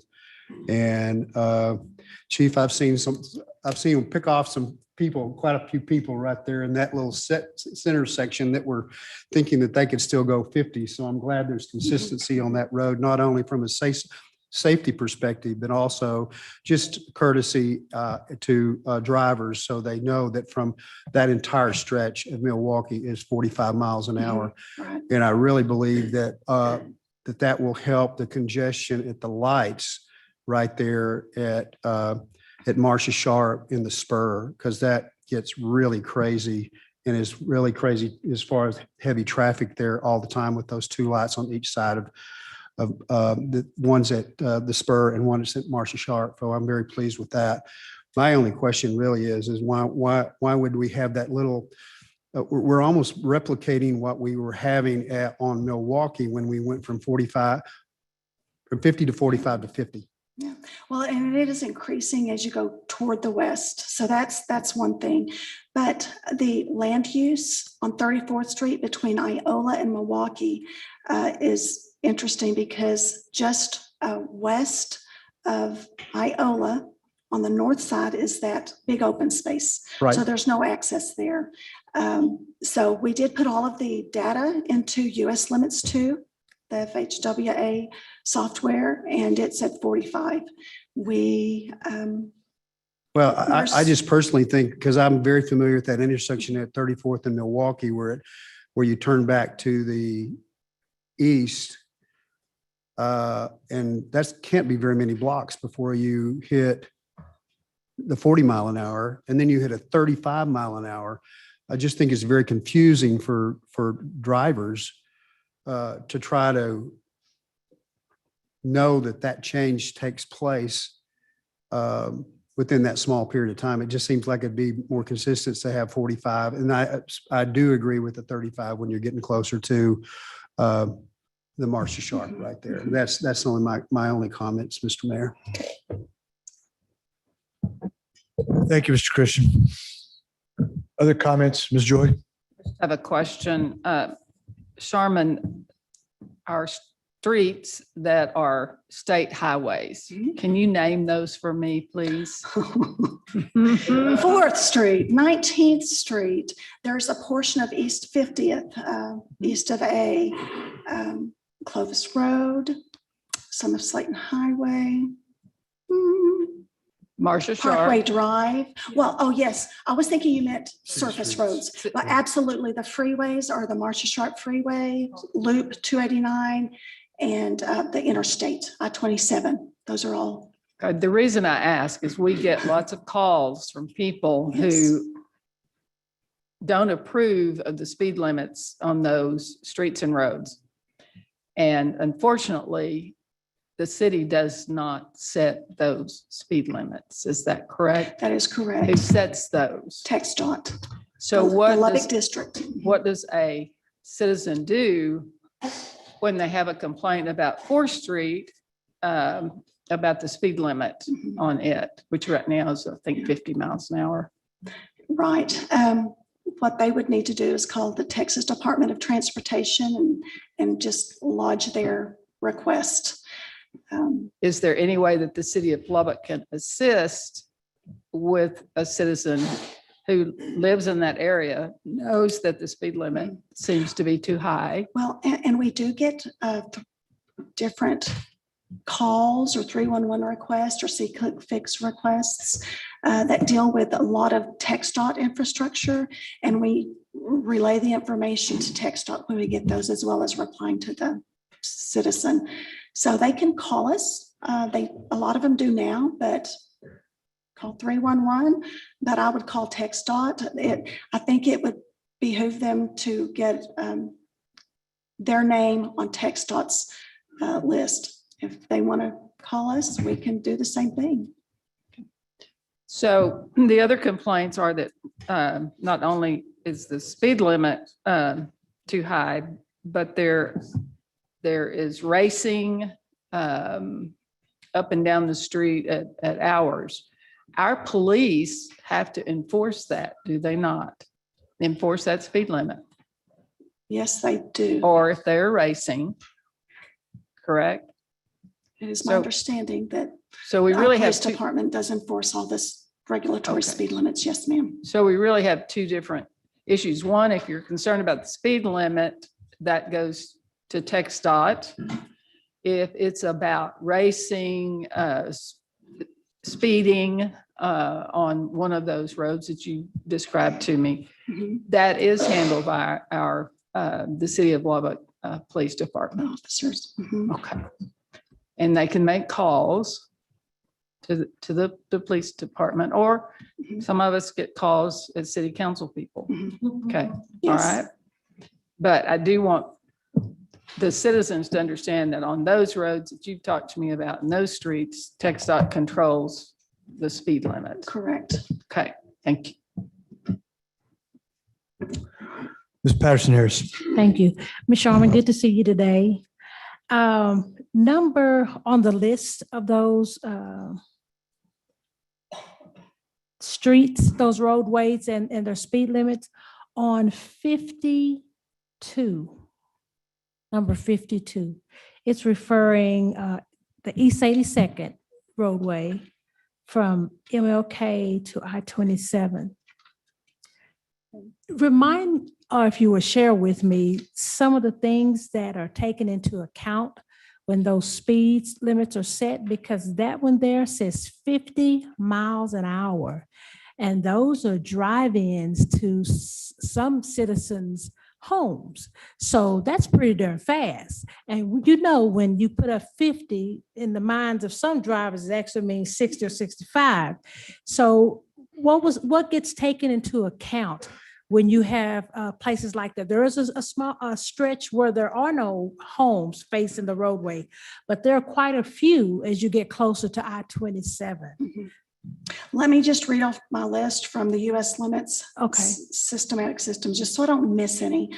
We've always done the 85th percentile. When in the past, we've looked at the 85th percentile and crashes.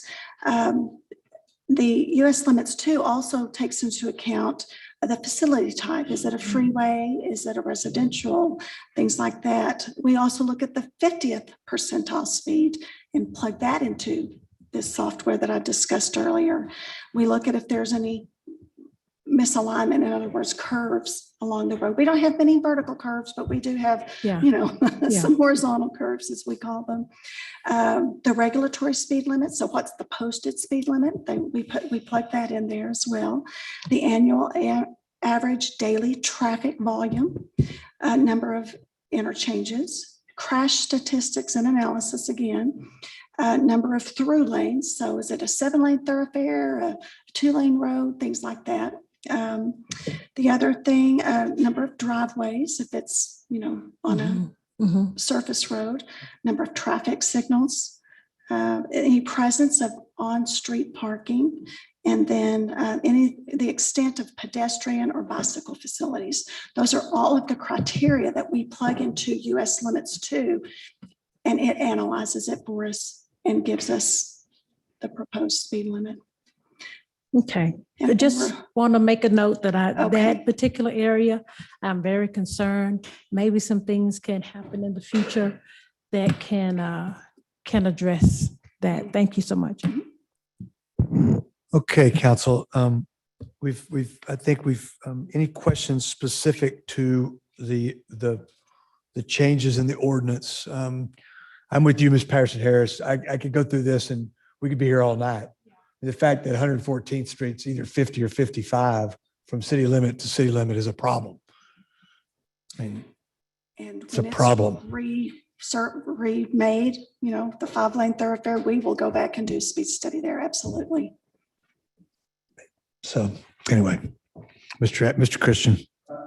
Mayor, I would encourage us to maybe possibly put these questions that we're posing right now in a work session, because I think they need to be addressed. But yeah, we need to move on and get this ordinance set in place. Thank you. Yeah, we'll do that. It's appropriate to have a work session regarding this in the fall sometime. It fits well with some of the challenges that we're having with speeding and racing and it's just, if nothing else, it raises awareness so we can get that done. Okay.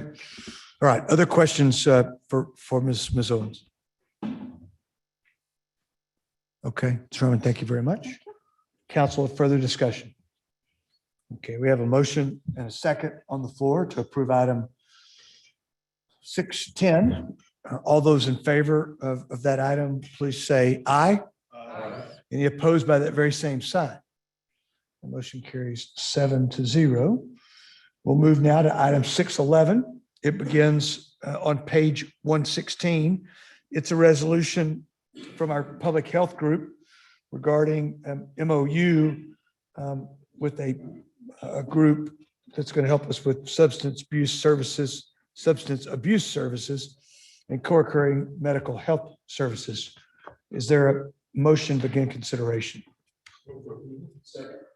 Thank you, Mr. Chavez. Thank you, Mr. Christian, for that second. Mr. Atkinson. Mayor, we have in front of us today, Ms. Catherine Wells, our Director of Public Health. And the birthday girl too, I might add. And the Yes, birthday girl, the yes, list goes yeah. on and on, but Yes, yes, that's we're right, glad she yes. is here. Good evening, Ms. Wells. Good evening, everyone. Do you have a presentation? No, I don't.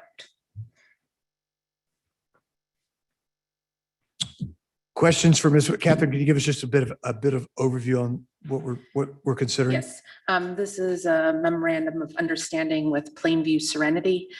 This is one of multiple contractors that we have throughout the South Plains that allows us to send people for treatment for substance use disorders. And this is a memorandum of understanding that the state likes us to have in place in addition to our contract to make sure that we're sending people, they're sending people for health department services and we're sending people to them for treatment services. And this is a little bit new for us, right? Yes, so back in 2019, when Managed Care Center for Addictive Disorders closed, those contracts were moved to the city in order for us to ensure that individuals without insurance could access substance use disorder services. And what we're doing is subcontracting out the state dollars to local providers. Thank you, Ms. Wells. Questions for Mrs. Wells? Ms. Patterson Harris? I didn't necessarily have a question. You kind of helped out there, Mr. Mayor.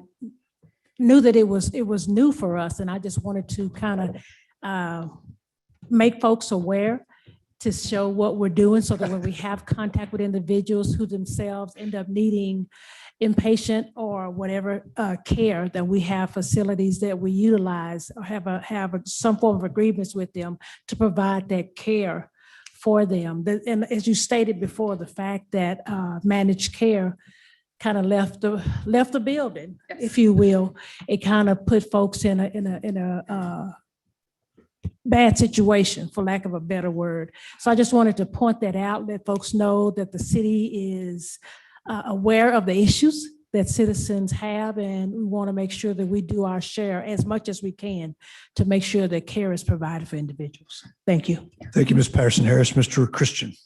Thank you, Mr. Mayor. Plainview Serenity, is that been in existence for a while? Yes, they've been in existence for a long time. They're actually located in Plainview, but they have some outpatient services here in Lubbock. So we're either able to take people up to Plainview if needed, or they can access those outpatient services here locally.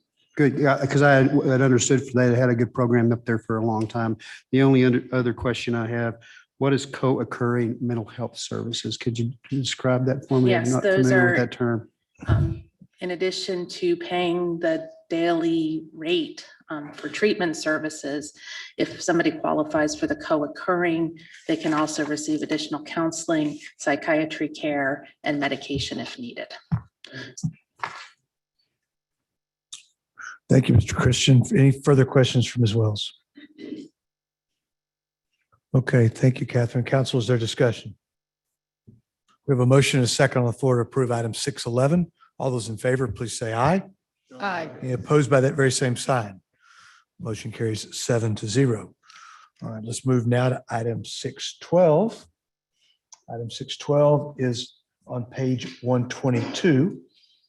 It's a resolution from community development. And to begin consideration, is there a motion? Second. Thank you, Mr. Chavez. Thank you, Mr. Massico, for that second. Mr. Atkinson. Thank you, Mayor. We'll switch now to Ms. Karen Murphy, our Community Development Director, for the next item. Good evening, Ms. Murphy. Good evening.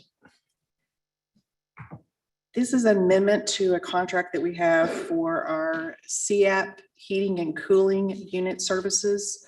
This is CAP, if you remember, is utility assistance, but we also have another component of that grant that is repair and replacement, which is new. We just were able to do replacement of these existing units. And as we were starting to go through this, we realized that there was an electrical component that we needed. And so this is what this amendment is for. The original contract was for $54,873, and we have an addition of $4,322 for electrical components. That would be where we might have to change the breaker box to be able to, if we replace that unit, newer units are going to have more electrical, or we might have to do polarized plugs for other units. So that's what this is for. Okay. Questions for Ms. Murphy, Mr. Chavez. Thank you, Mayor. Thank you, Ms. Murphy.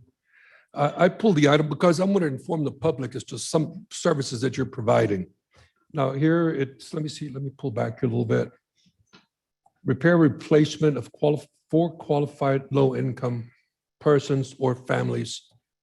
Can you give us a definition of that? And who sets the guidelines? Well, this is through TDHCA, so it would be Health and Human Services, and that would be poverty level. We call it low income, but it's poverty level. Okay, now the services, there's areas in town that are considered floodplains. Are these services afforded to them as well? Yes, the floodplain does not, that is only through our HUD grants that we have to consider for the flood. But with this, no, we do not.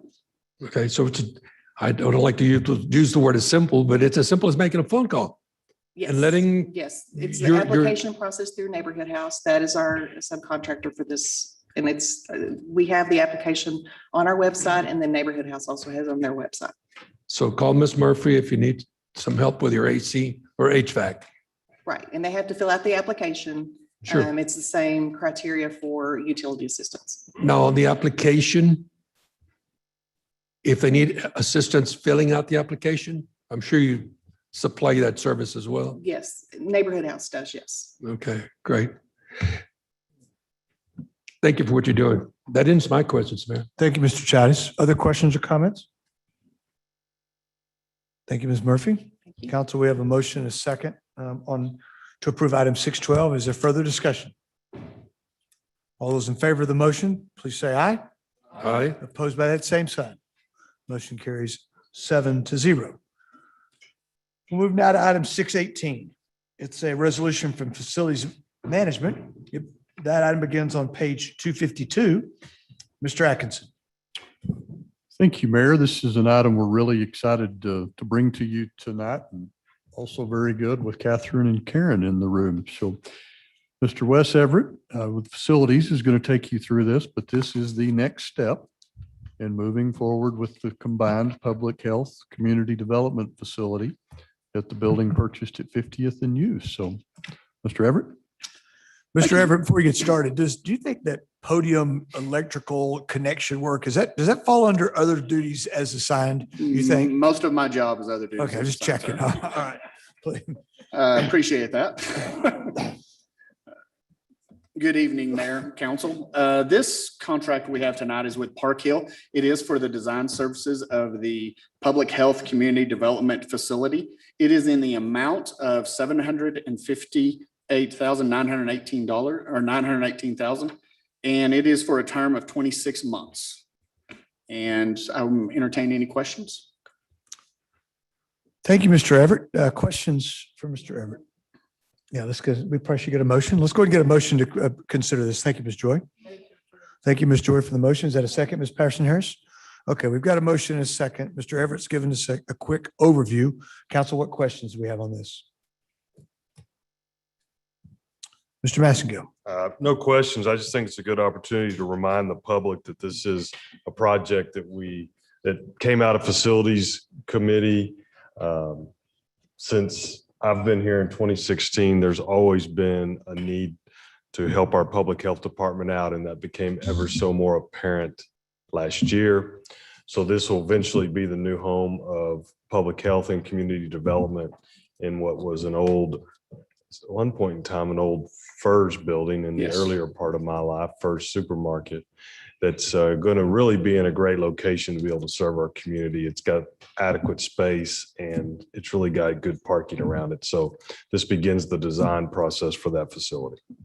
Thank you, Mr. Massengill. Ms. Patterson Harris. Thank you, Mr. Mayor. I pulled this because I wanted to shed a light on the need for these departments at that location. COVID, as Mayor Pro Tem Massengill indicated, COVID was showed us some things, for lack of a better way to say that. It showed us some things. It showed us some of our needs. It showed us people that we were going to have to serve, and in ways we'd have to serve them. I want to make sure that as we go through this process, that we take time and we share with the folks who will begin doing the engineering, architectural work and all of that, that they understand the importance of making sure that the facility that they begin to put together and create for this location is very important. I think it's important that they have all the things that they need. I think the high tech this or whatever it is, because it's going to be needed. We did COVID and we're still kind of dealing with it as well. We don't know what the heck we'll end up having to deal with at some other time. And I want us to be prepared. I want us to be ready. We have a health department and a community development department that have been really tolerant with us and in where they have been. And I think this is a great opportunity for us to make this an ideal place for people to come in and really feel comfortable and be served for all of their needs. And that's what I wanted to point out. And I think you do that at the beginning of the process and not in the middle. So I don't know if Park Hill, Smith and Cooper tuned in, but if they're not, let them know that I am very concerned that we do a great job on this location, that we utilize well every corner of that building to make sure that the people that come through it to work and to provide services and to receive services are in a good place. Thank you. Yes, ma'am. Thank you, Ms. Patterson Harris. Anything else for Mr. Everett? Okay, we have a motion and a second to approve item 618. Is there further discussion? If not, all those that in favor of the motion, please say aye. Aye. Any opposed by that same sign? Okay, that motion carries 7-0. Our last item on the consent agenda tonight is item 625. It's on page 411. It's a resolution from emergency management. Before we begin consideration, is there a motion? Thank you, Mr. Maskell. Thank you, Mr. Chattis. Mr. Atkinson. Mayor, we'll move from facilities management to emergency management. You have in front of you Mr. Joe Mowdy, our emergency management coordinator. He's bringing to you the next step in our outdoor warning system and talk a little bit kind of what's got us delayed on this and really what our new time schedule is to have these implemented. So Joe, if you would. Good evening, council. This resolution is for the purchase of 45 50-foot steel poles for the outdoor warning system. The estimated delivery would be mid-November at the latest, with install dates of December and January, with the entire system going live in January. We ran into some manufacturing delays where facilities that produce some of the components of the sirens were actually converted to produce PPE. So those factories have now been reconfigured to continue production, and we are actually waiting on the transformer rectifiers for the siren components. This is the last remaining piece of that puzzle. It's good news. Mr. Chattis. Thank you, Mayor. I pulled this item because we needed to inform the public where we are, where we're headed, the calendar. You say it will be operable January of 22? Yes, sir. That is the Fantastic. goal. I've been receiving calls about that. Hopefully everybody that's been making the phone call is listening to the good news. We're headed in the right direction. Yes, sir. Thank you. Much appreciated. Thank you. Thank you, Mayor. Thank you, Mr. Chattis. Council, any other comments? All right, thank you, Mr. Mowdy. Appreciate it. Council, we have a motion second to approve item 625. Is there further discussion? All those in favor of the motion, please say aye. Aye. Any opposed by that same sign? Motion carries 7-0. Thank you, Mr. Mowdy. That also completes our consent agenda. And we'll move now to the regular agenda. It begins on page 439 with item 7-1. Council, tonight we have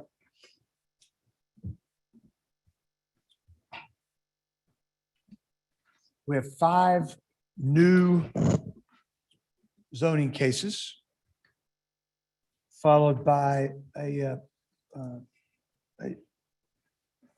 actually, I'll tell you what we're going to do. We're going to do 7-1 through 7-5, and then we're going to grab 7-7 after that. That's a second read of a zoning case, and then that'll allow us to take those. We have 3 annexations in a row. We'll do those together. Okay. So, but 7-1 through 7-5 are all brand new first read zone cases, which deserve a public hearing. And we'll be getting one of those tonight. Before we do that, though, let's get a brief overview on these from Brian Assam, our planning director. And then after that, we can decide how we want to handle these, council. Mr. Assam. Good evening, Mayor and Council. We begin with item 7.1, which is case 2538T for Kenny Blackwell, represented tonight by Hugo Reed and Associates. The request is to rezone property from single-family District R1 to local retail District C2 at 7302 34th Street. We sent out 4 notifications and received none in support and 1 in opposition. None in opposition. Here we show the subject site outlined in orange, generally located north of 34th Street and west of Upland Avenue. Site is currently zoned R1 with R1 specific use to the north and west, R1 to the south, and C3 to the east. The future land use map calls for low density residential within the area. And here are some photos of the subject site and its surroundings. While the proposed zoning does not meet the standards for low-density residential, as outlined in the comprehensive plan, it is along a thoroughfare street between two commercial nodes, and the comprehensive plan encourages neighborhood center districts as a connection to commercial nodes along a thoroughfare. The proposed zoning is also compatible with the surrounding area and will not change the character of existing and future development. With that, staff recommends approval of this request, and the Planning and Zoning Commission also recommended approval of this request. Thank you, Mr. Isom. Council, any questions for Mr. Isom on 7.1? All right, let's go to item 7.2, zone case 2690C is on page 453. Item 2690C is for KWTHEM LLC, represented by AMD Engineering. The request is to rezone from Family Apartment District and General Retail District C3 to Interstate Highway Commercial IHC at 2501 Iola Avenue. Staff sent out 39 notifications and received none in support and one in opposition. The opposition letter didn't list any reasons why they were opposed. Here we show the location of that letter of opposition. And here we show the subject site outlined in orange. It's generally located east of Iola Avenue and south of 24th Street. The site is currently zoned, again, Family Apartment District A1 and General Retail District C3, with A1 to the north, C3 to the east, IHC to the south, and R1 to the west. The future land use map calls for high-density residential in this area. And here we have some images of the subject site and its surroundings. The level of intensity for IHC is appropriate for this area. The future land use plan designates the surrounding properties for residential high-density use. Although the IHC zoning is not consistent with the future land use plan, it is appropriate next to the established commercial use to the east and additional IHC to the south. The proposed zoning is also compatible with the surrounding area and will not change the character of existing and future development. With that, staff recommends approval of this request, and the Planning and Zoning Commission also recommended approval. Thank you, Mr. Isom. Questions on 7.2? Okay, let's go to 7.3, zone case 3436, page 488. Excuse me, zone case 3047, page 470.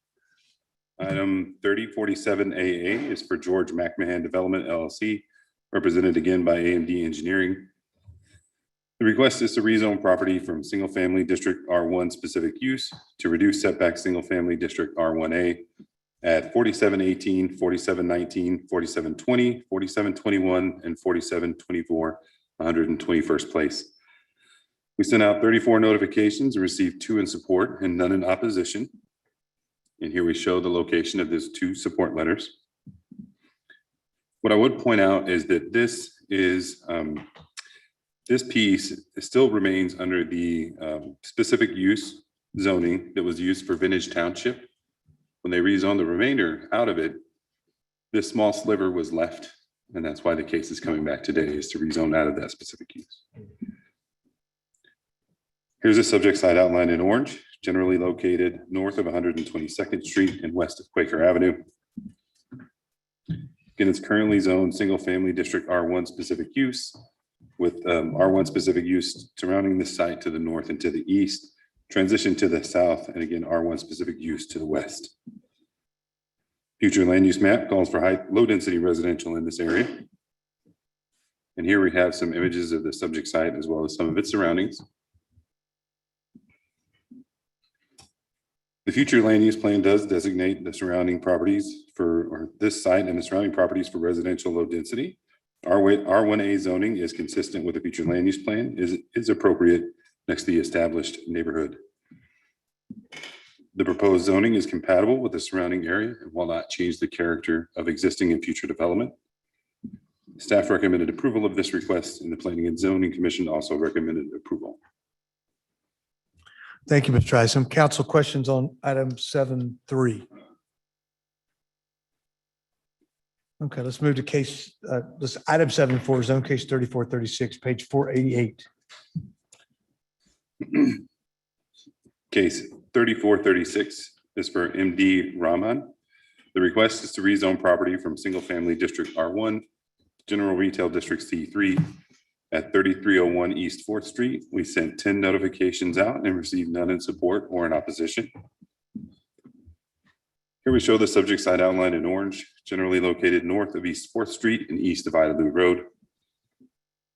The site is currently zoned single-family district R1 with C3 and C4 to the north, C3 and R1 to the east, A1 to the south, and C4 to the west. The future land use map does call for commercial uses in this area. And here we have some images of the subject site and its surroundings. The site plan has been provided by the applicant showing a proposed retail shopping center in the development. This area is currently designated for light commercial and retail, and the proposed rezoning is in conformance with the standards as outlined in the comprehensive plan. The proposed zoning is compatible with the surrounding area and will not change the character of existing or future development. And with that, staff recommends approval of this request, and the Planning and Zoning Commission also recommended approval. Thank you, Mr. Isom. Council, questions on item 7.4? Let's go to item 7.5. It's zone case 3438. It's on page 503. Item 7.5 is case 3438 for Ramona Prater and the estate of Charles Prater, represented by Abacus Engineering and Surveying. The request is to rezone property from Transition District T to High Density Apartment District A2. Staff sent 18 notifications and received 1 in support and none in opposition. Here we show the location of the notification in support. It's the actual property owner that submitted it. Here we show the outline, the subject site outlined in orange, generally located north of 114th Street and east of University Avenue. The site is currently zoned transition with transition to the north, east, and south. And it looks like there's R2 and family apartment district to the west. The future land use map calls for commercial development in this area. And here we have some views of the subject site and its surroundings. While the request is not consistent with a commercial designation, the uses in the A2 district are compatible with the adjacent existing uses and adheres to the intent of the comprehensive plan and future land use plan. And the proposed zoning is compatible with the surrounding area and will not change the character of the existing or future development. Now, I apologize, I misspoke. To the east is actually outside of the city limits. That's correct. With that, staff recommended approval of this request. And the Planning and Zoning Commission also recommends approval of this request. Okay, thank you, Mr. Isom. Council, questions for Mr. Isom on 7.5? All right, thank you for those briefings. Council, how do you you want to do these individually? You want to do them collectively? What's your pleasure? It's like collective myself. Is there one in particular we can pull up? Okay, let's pull 7.2 out and do the others. We'll do the others together. You have one?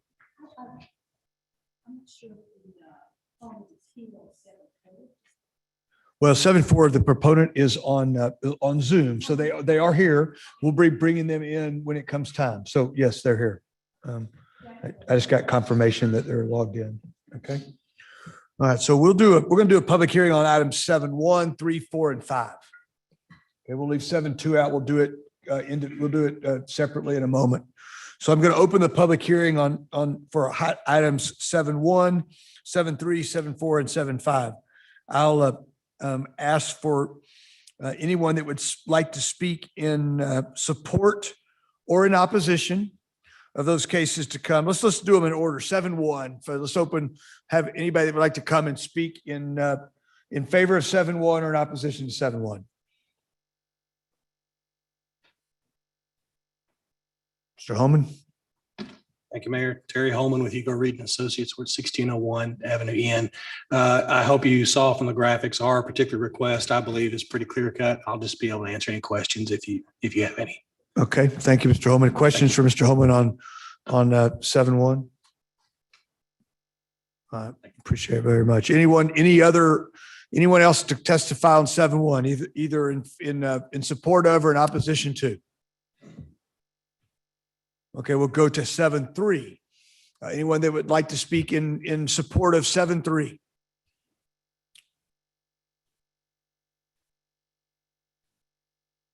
Good evening, Mr. Doolin. Good evening, Corey Doolin, AMD Engineering, 6515 68th Street. It was explained very well, just here for questions. Any questions for Mr. Doolin on item 7.3? Okay, thank you very much, Corey. No one has raised their hand on Zoom. Anyone like to speak in opposition to 7.3? Okay, we'll go to 7.4. I'm going to call on, I believe that the applicant, the proponent for item 7.4, Mr. Rahman is on the phone, or excuse me, is joining us via Zoom. I'll open the floor to your comments. Hello. Hi, everyone. This is MD Roman. Are you guys able to hear me? We can hear you, yes. Yeah, thank you. Thank you, everyone. So this is MD Roman for this case 7.4. So I'm planning for a small retail store that already explained by the director. So I will appreciate if you guys can consider this one. Okay, thank you, sir. While we have you there and you're live, Ms. Patterson Harris, do you have a question? Sorry about that. Meant to hit the button. Mr. Robin, I appreciate the interest in that area greatly. And just curious as to what type of retail products you're looking at. It's like a small retail store, like some food, like a Subway kind of restaurant, something like that. Okay, say that once again for me. What type of retail will it be, sir? It's like a Subway kind of restaurant, a small store. Okay, great. I just wanted to know, I'm glad you tuned in and attached yourself to the Zoom this evening. Again, I appreciate the interest. Yeah, That's all I have, Mr. Mayor. Thank you so much. Thank you, Ms. Patterson Harris. Other questions for Mr. Rahman? No. Okay, thank you for thanks for being with us. Stay with us in case we have questions when we get to considering the item. Anyone else that would like to speak either in support of or in opposition to 7.4? Okay, let's move to 7.5. Anyone that would like to speak in support of or in opposition to item 7.5?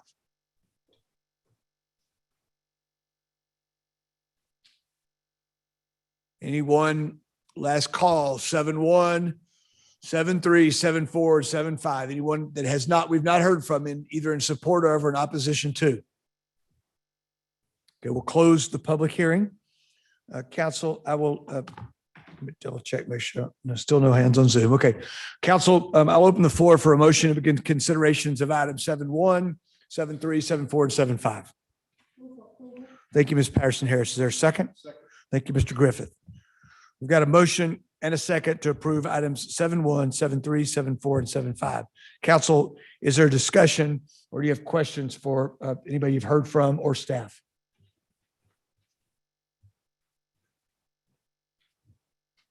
Okay, we have a motion on the floor to approve on first reading items 7.1, 7.3, 7.4, and 7.5. All those in favor, please say aye. Aye. Any opposed by that same side? Motion carries 7-0. We'll now go back to item 7.2. I'll open the public hearing on item 7.2. This is on page 453 and ask for anyone that would like to speak in favor or in opposition to number 7, item 7.2 to please come forward.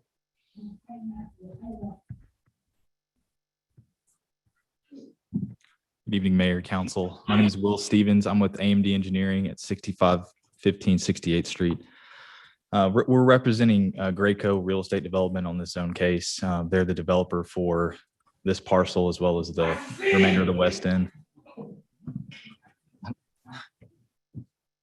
You mean hold up for a second? Keep going. Let's continue, please. I just wanted to add a couple things to Brian's presentation. He did a good job of laying it out. We reached this IHC zoning decision based on some conversations with staff directly to the south and just kind of its proximity to the West Loop.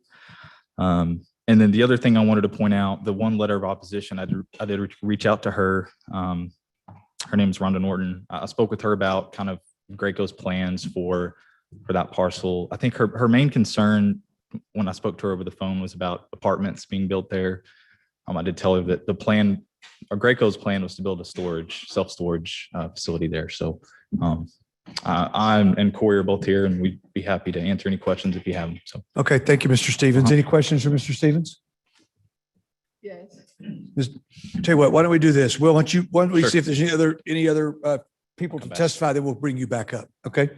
Any other folks that would like to speak either in favor or opposition on 7-2? Yes, sir. Please come forward. John Chosa, I'm one of the residents in that neighborhood, and I was going to speak against it. One more time. Tell us your name and your address. John Chosa, Yes, sir. address 6310 22nd Street. Okay, thank you. I disagree with the impact and how it would affect my neighborhood. I'm not a big storage facility fan. I know that the company that came out did the minimum required in order to get this on the docket. I would expect that he would do more, because I would think that he would think about the impact that it would have on the neighborhood. We do have a Boys and Girls Club in that neighborhood, just a block and a half away. I'd like to know how it would impact the traffic and the types of individuals that would be coming in there. I'm in favor of keeping it the way it is. The reason being is that the retail would improve the values of the property. I'm not sure or convinced that a storage facility would do this. I'd like to see research on that as well. I know I had a question about the purpose for it. I know the purpose now. But I just would like to see more on the impact and how that would affect the residents and me, and how much it would change traffic patterns and affect what is going on in West End right now. As we've seen a lot of improvement in our area, we've seen a lot of retail come in, and we've seen a lot of good things occur. And in my mind's eye, this is not a good thing, because what it may attract and the crime that comes with that. And I'd definitely like to see some studies on that as well. Thank you, Mr. Chosa. We appreciate you being here. All right. Other citizens that would like to comment either in support of or in opposition to?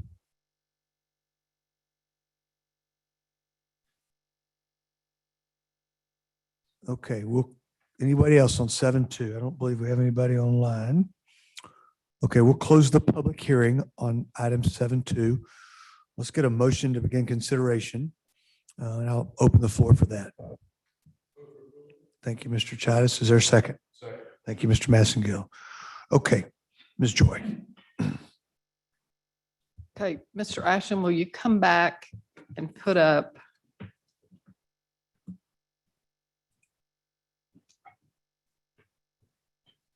the map that shows, it's on 460, I think 463. Nope.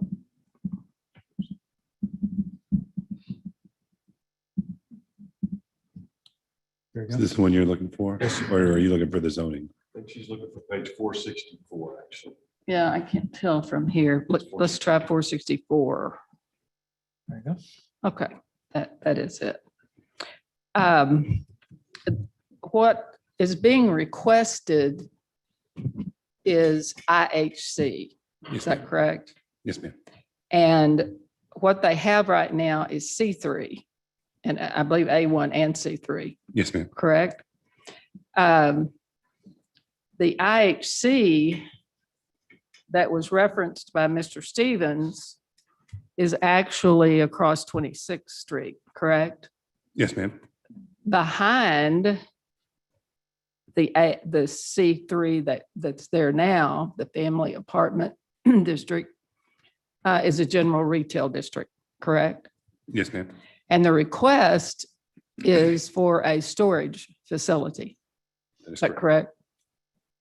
Immediately across the street from the property that's asking to be rezoned is single family, correct? That is correct.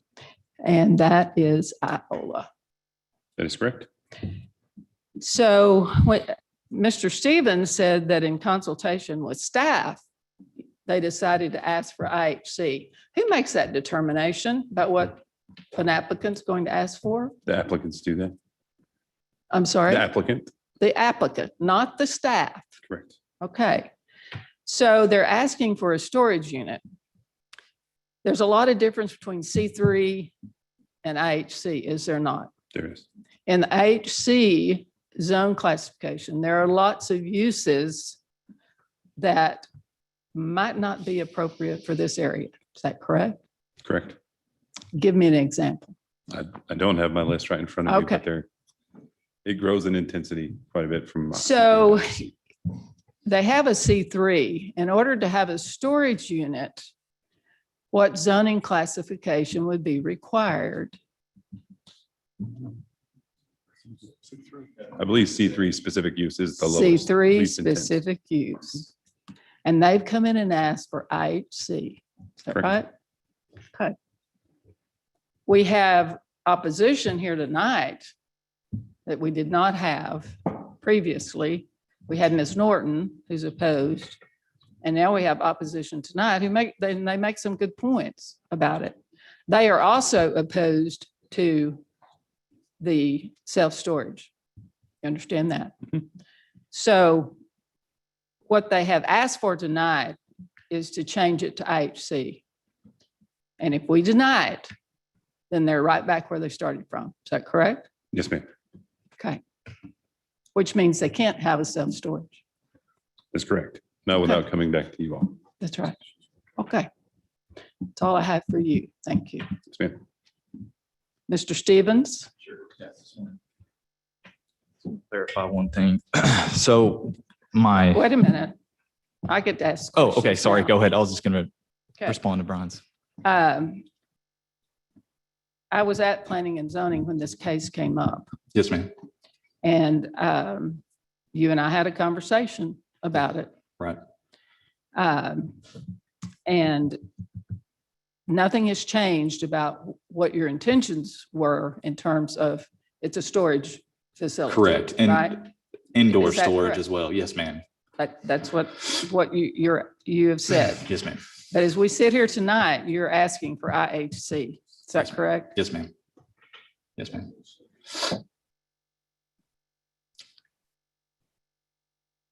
I think that your opponents make a very good argument.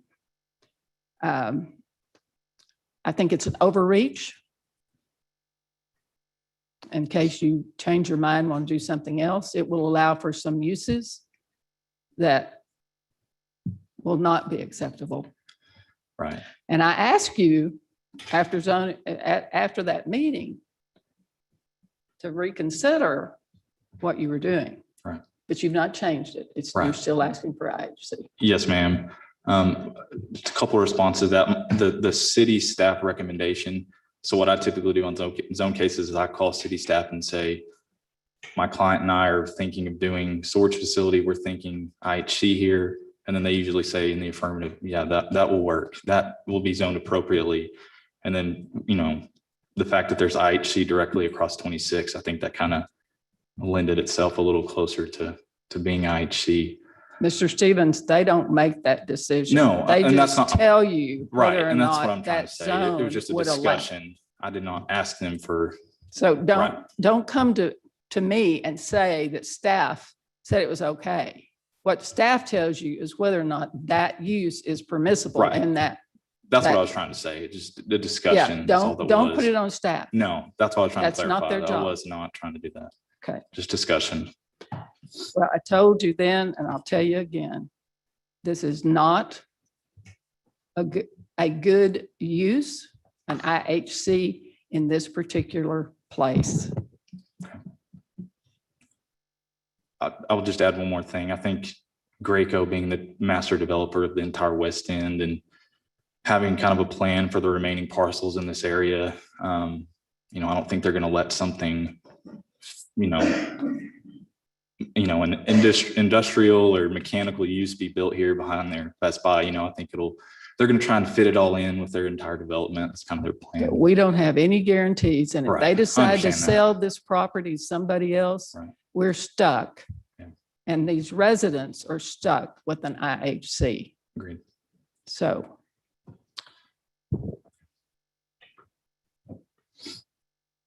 Mr. Stevens, why not C3 specific use for this?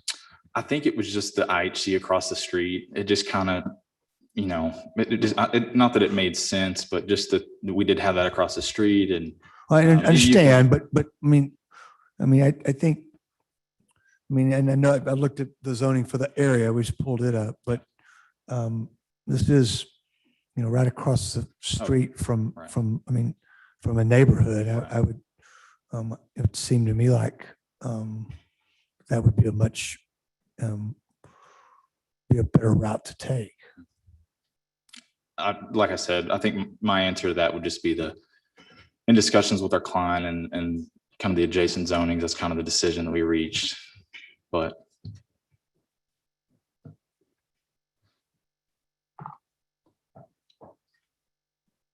Other questions for Mr. Stevens?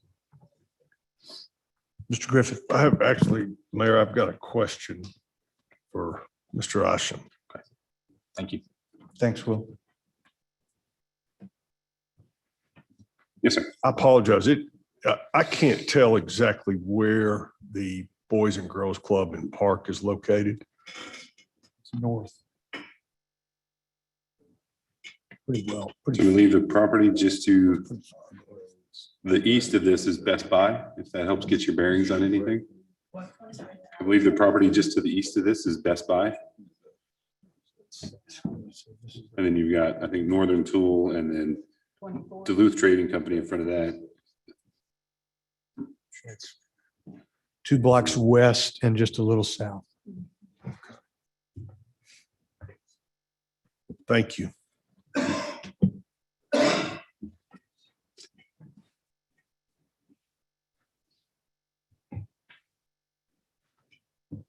Other questions for staff or for the proponent?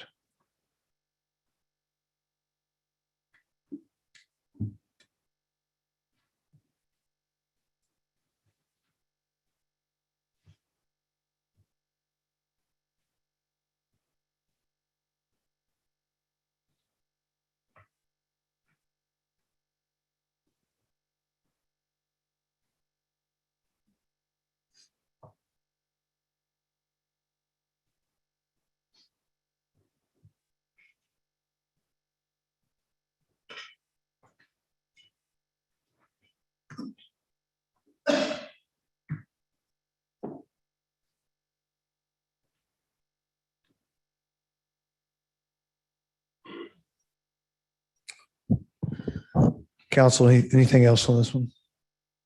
Okay, we've got a motion and a second to approve on first reading item 7.2. All those in favor of that motion, tell you what, let's do it. Let's do our voting here. And okay, well, I've opened. You can begin voting right now for either for or against. All right.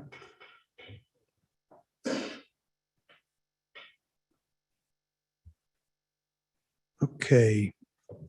It appears that this item fails 7-0. All right. It's correct, and it is correct, right, council? Okay, we'll make sure. All right.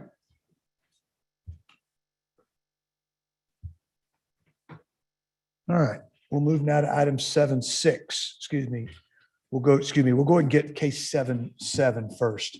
7.7 is, or item 7 says on page 553. It's a second read of a zoning item. Let's get a motion to consider this. We'll get Mr. Isom to do a quick briefing. Okay, we've got a motion and a second on item 7.7. Mr. Isom.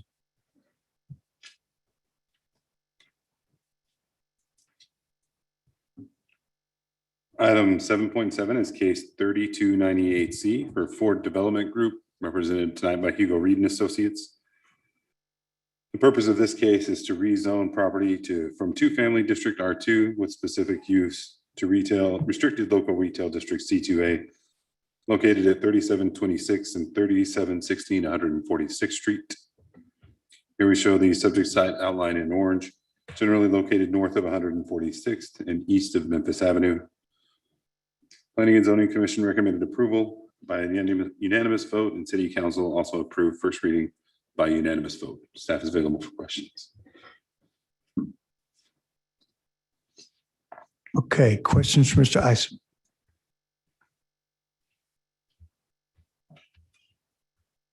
All right. Council, we've got a motion and a second to approve item 7.7 on second reading. Is there discussion on this motion?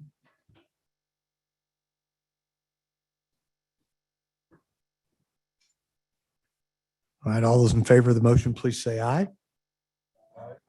Any opposed by that same sign? Okay, that motion carries 7-0. All right. Let's now go back to item 7.6. And 7.6 is a voluntary annexation, petition annexation brought to us by the Lubbock Economic Development Alliance.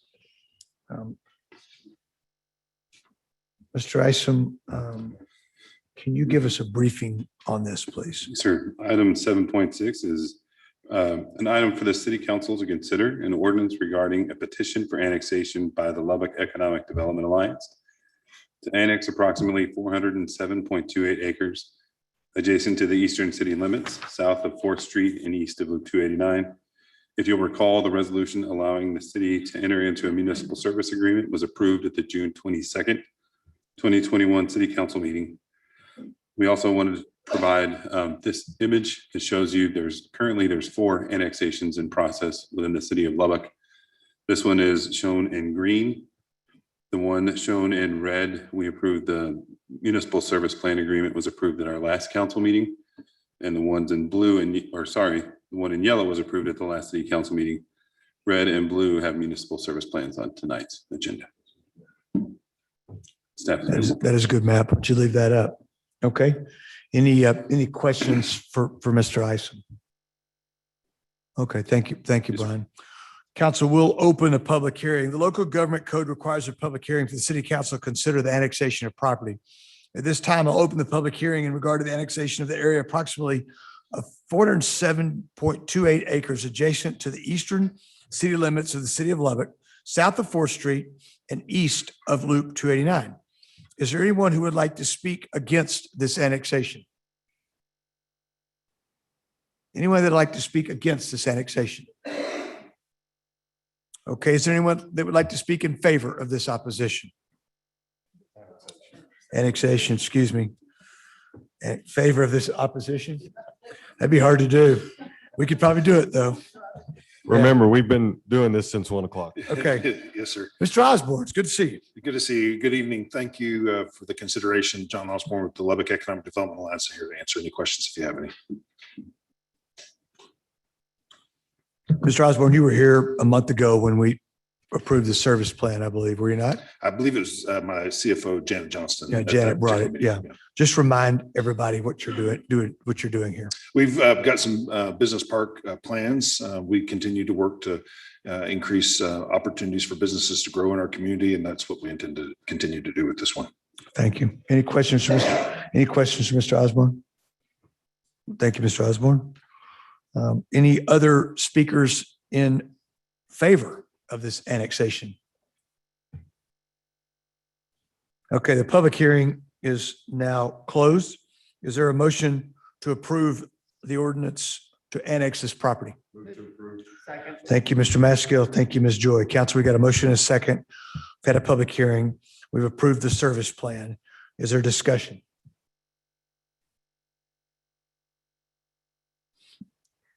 Ms. Patterson Harris is smiling. I think that means she wants us to vote. All All right, all those in favor of the motion to approve item 7.6, please say aye. Any opposed by that same sign? Motion carries 7-0. Okay, now we'll go to item 7.8. So item 7.8 is on page 5, begins on page 570. It's a voluntary annexation at 34th and Inler of 717 plus acres. Mr. Isom, can you give us a little background on this, please? So item 7.8 is an item for the city council to consider a resolution authorizing the mayor to execute a municipal service agreement with Loop 88 LLC, Nelson Sherman Family LP, Edward and Carol Daniel Revocable Trust, Eileen Hobgood and Kim Nelson, regarding a petition annexation for approximately 717 acres of land adjacent to our western city limits, south of 34th and west of Inler Avenue. As usual, we provide another map that shows ongoing capital projects in the area. There was a completed water line project along 34th Street, along with a completed unpaved road project, with additional projects along 50th and 66th and Upland and Alcove Avenue. And again, we've got the map showing the 4 annexations in process right now. This one being the one in red, adjacent to Wolforth and our city limits. Staff is available for questions. Okay, thank you, Mr. Isom. Questions for Mr. Isom on item 7.8? Ms. Patterson Harris. To the map where you saying the road, that one, okay. Is that to the east of it? Am I looking at this right? Okay.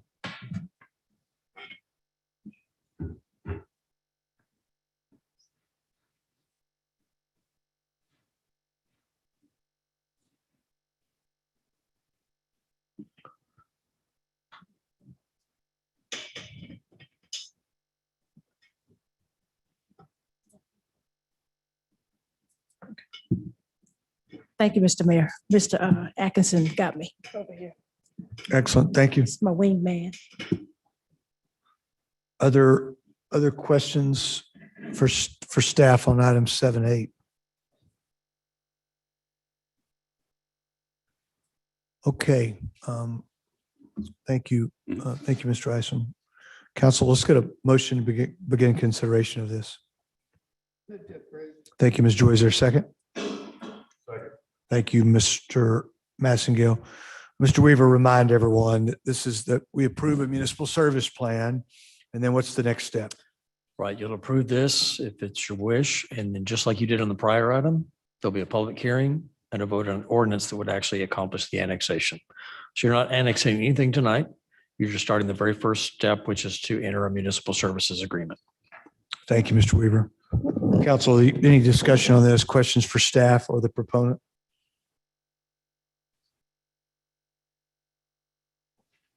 Okay, we've got a motion and a second to approve item 7.8. All those in favor of that motion, please say aye. Any opposed by that same sign? Motion carries 6-0.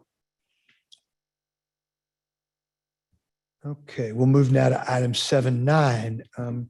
Similar item, different location. This one begins on page 640. It's the voluntary annexation of land at 146th and Avenue P, approximately 431.61 acres. Mr. Isom, can you brief us on this?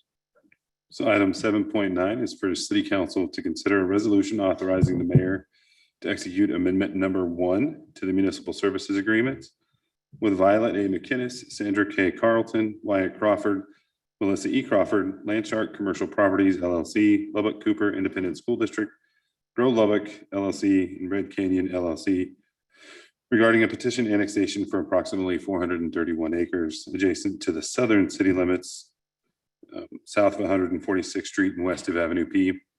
As you may recall, previously this year, we brought in a municipal service plan for the majority of the area that's highlighted in green here. The additional red, yellow, and blue properties have been added to that. So we've had to revise their service plan, the overall service plan. Here we have a few of the capital projects that have been completed in the area. One shows a recent unpaved road project to the north of the site with additional unpaved road projects to the west. And again, our map of current annexations in the area. I did fail to mention this in the previous one. The public hearings for all of these are scheduled for August 10th for the actual annexation portion. Staff is available if you have questions. Okay, thank you, Mr. Isom. Council questions for Mr. Isom on item 7.9. Ms. Patterson Harris. Would something like this be, and I'm trying to go over and read as fast as I can, be impacted by impact fees? Will impact fees apply in this something like this? So it would still apply with, if they haven't didn't plat by June 1st, then they would be in schedule for impact fees. Is that If the plat didn't get recorded, let me rephrase that, if the plat didn't get recorded by June 1st. where do we stand on this particular property, these acreage? Yes, okay, thank you. My wingman over here got me all the time. He's helping me out too.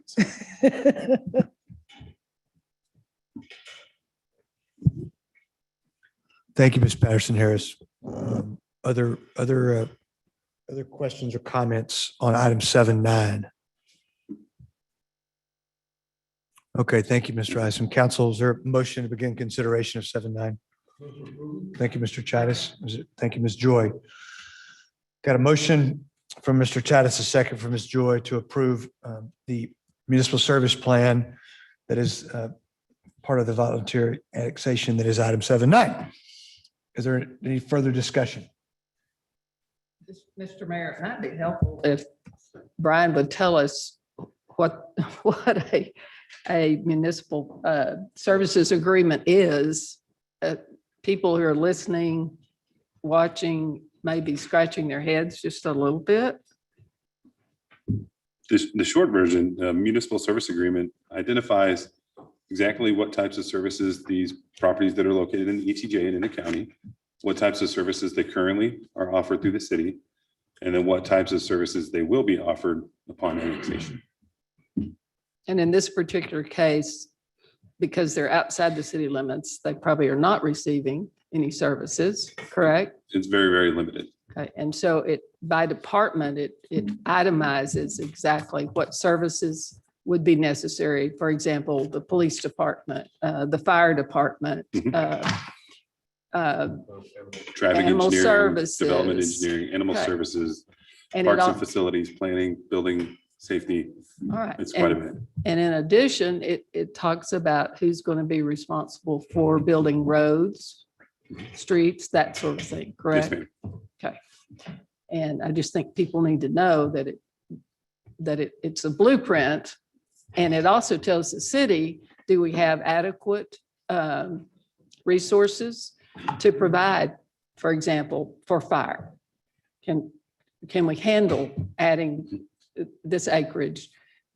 Would we have to build a new fire station, or will it be served by other stations, which I understand it will be served by other stations? And would we have to add additional policemen? Or we're going to have to add more people at animal services, that sort of thing. Yes, ma'am. So it gives us an idea from the city standpoint, what it could cost us to annex this property. It might or might not. And it also sets out who's going to pay for what. Okay. Yes, ma'am. Correct. And I don't want anybody to think the planning department is putting this together independently. We vet this through every department that's on that list. So we send it to their directors, the chief of police, the fire chief, and they delegate folks to fill in their information and get it back to us right after we receive the annexation petitions. Okay, so what we did here and what we did on the prior case, those agreements are done basically the same way, correct? That's correct. Okay, all right, thank you. Yes, ma'am. Okay, further discussion on item 7.9. Okay, we've got a motion and a second to approve items, the municipal service plan on Item 7.9, this voluntary annexation. All those in favor of that, please say aye. Aye. Opposed by that same sign. Motion carries 7-0. Okay, let's move to item 7.10. 7.10 comes to us from our finance department. It's the what's become an annual adoption or opportunity to approve the tax series of tax notes. Let's get a motion to begin consideration on this before we turn it over to our CFO. Is there a motion? Thank you, Ms. Joy. Thank you, Mr. Massico. Mr. Atkinson. Thank you, Mayor. As you can tell, the gentleman in front of you is Blue Kostelich, our CFO. He's going to be covering for Matt, Julie, and Jerry tonight. So please, any and all questions you've ever wanted to ask, he's the man. But this is the annual issuance of the tax notes. It accomplishes a couple of different things. I'm not going to steal his thunder and let him walk us through that. So Blue, if you would. Thank you, sir. Mayor, council, good to be with you tonight. Like Garrett said, normally I have a couple of people with me. Unfortunately, both of them were unable to travel, so they are watching virtually. So I hope to do them proud by kind of taking their role for tonight. All right, we're going to go and skip to slide 3 in your deck.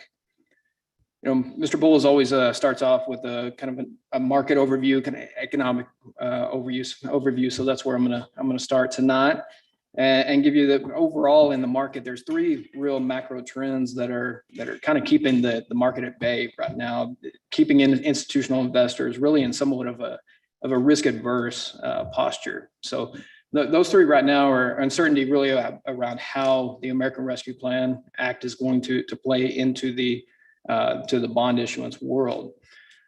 Just like we talked during work session, the city of Lubbock in our plans is not alone. There are some things that we're going to be using those American Rescue Plan dollars for that offset what we would have traditionally put out for bonds. So how that affects the supply out in the market is a major concern to the investors. So seeing how cities are handling those dollars will play into the future of our economy.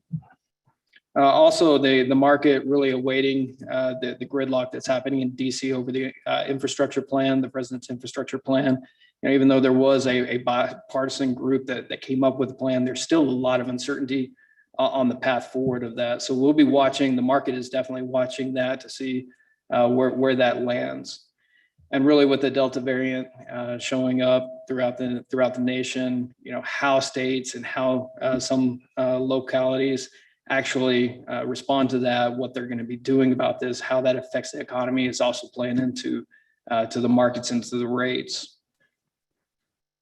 So I'm going to skip over to page 5 and really go into one of Matt's favorites, the bottom left chart, to show you where we are today. That top blue line is the 15-year average of the MMD curve. That's a municipal market index that we really go off of to tell us where the rates are today versus that historical average. So like I said, that 15-year average, as you can see, much higher than that light blue and the green. The light blue is 1 year ago. The green is where we are today. And you see those green and blue really right on top of each other.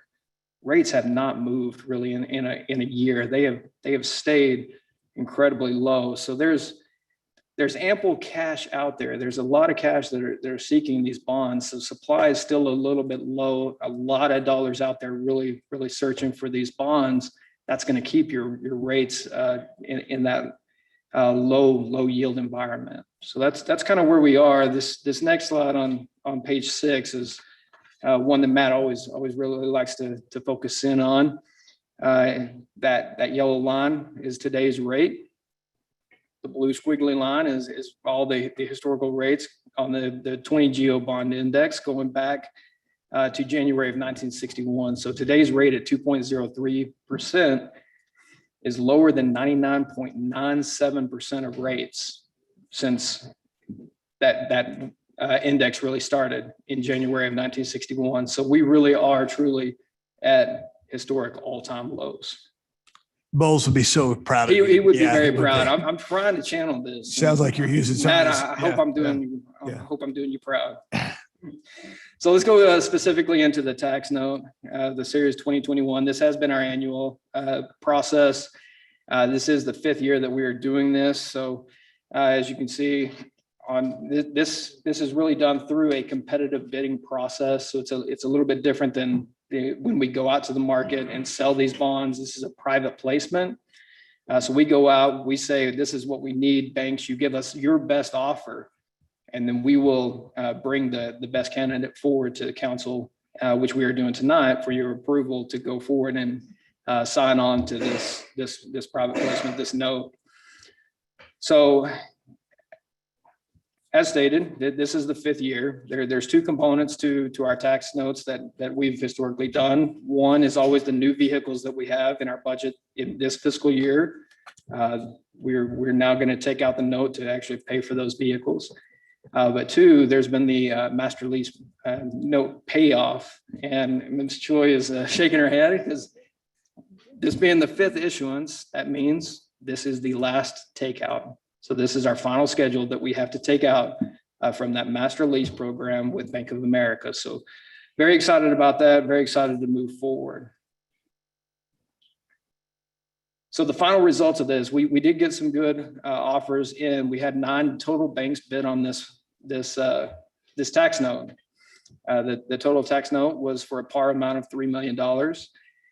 And Amegy Bank is who we were recommending going forward with. They came in with the best offer at 1.11% for these 7-year tax notes. They also offered these notes to be callable at any time, which is a good benefit to us. But they are also serving as a paying agent on this transaction. So very good deal overall, keeps our costs extremely low in this. So like I said, $3 million par, that's split 1.305 for the new vehicles. There were 4 new vehicles that we're purchasing on these. That's going to be 2 solid waste vehicles, a motor grader, and for streets, a screener. So all 4 of those are being bought with the new money portion of these. And all in this year's budget. All in this year's budget, yes. And then on the historical vehicles, what that is the master lease. That's the payoff of that master lease program. So that's the almost $1.7 million. So overall, very, very good savings that we've seen through this program. As we're whittling this down and getting to this one last schedule, we're in a historically low interest rate environment. And the amount that we have left is low. So the savings on this is about just shy of $12,000. But the real gains in this program were realized at the beginning of this when we started taking out some of those. So the cumulative effect of taking out the master lease and replacing with his tax notes is well beyond $12,000. It's been a great savings throughout this entire takeout program. So happy to be at the end of that. Mayor, Council, with that, I will stop here and pause for questions. Okay. Questions for Mr. Koslich on item 710. Ms. Joy? Any questions? I think I understand all of this, but I guess we got to give some thanks to the city manager when he came in and we started analyzing this master lease note, whatever it was, doing the tax notes and getting out of that and saving money, and at the same time stopping using that master lease program as a credit card, have saved the citizens of Lubbock a lot of money. So thank you, Mr. Atkinson, for doing that. And I believe these notes will pay off, the master lease takeouts will pay off in. The longest maturity was the first one that we took out. It was the biggest. Right. That has 2 years left and it's completely zeroed. Okay, that's what I thought. And I think council's well aware, but maybe just as a reminder, every time we do this takeout, that puts the ownership, the title of those vehicles, equipment, whatever it happened to be, at best that in the city. And not every piece went out to the 7 years. We matched them as tight as we could to where the master lease was, but put you in a position of owning what you have, and you're paying off at 1.1, I guess at the tick at 1.5% interest, and we were at a little better than 3 or 3.5 when this started. So we're really pleased with it. Yeah, well, thanks for doing that and helping us save money. Anything else? So we've got a motion and a second on this item. And we've had a briefing from staff. Is there any discussion, council? Okay, all those in favor of the motion to approve item 710, please say aye. Aye. Opposed by that same sign. Okay, let's move to item 711. It's on page 767. It's offering asking. It's a notice of intent to issue some revenue bonds for our water and wastewater system. Let's get a motion on this before we get briefed on, before we begin consideration. Thank you, Mr. Matsko, for that motion. Is there a second? Thank you, Mr. Chidas. Mr. Atkinson.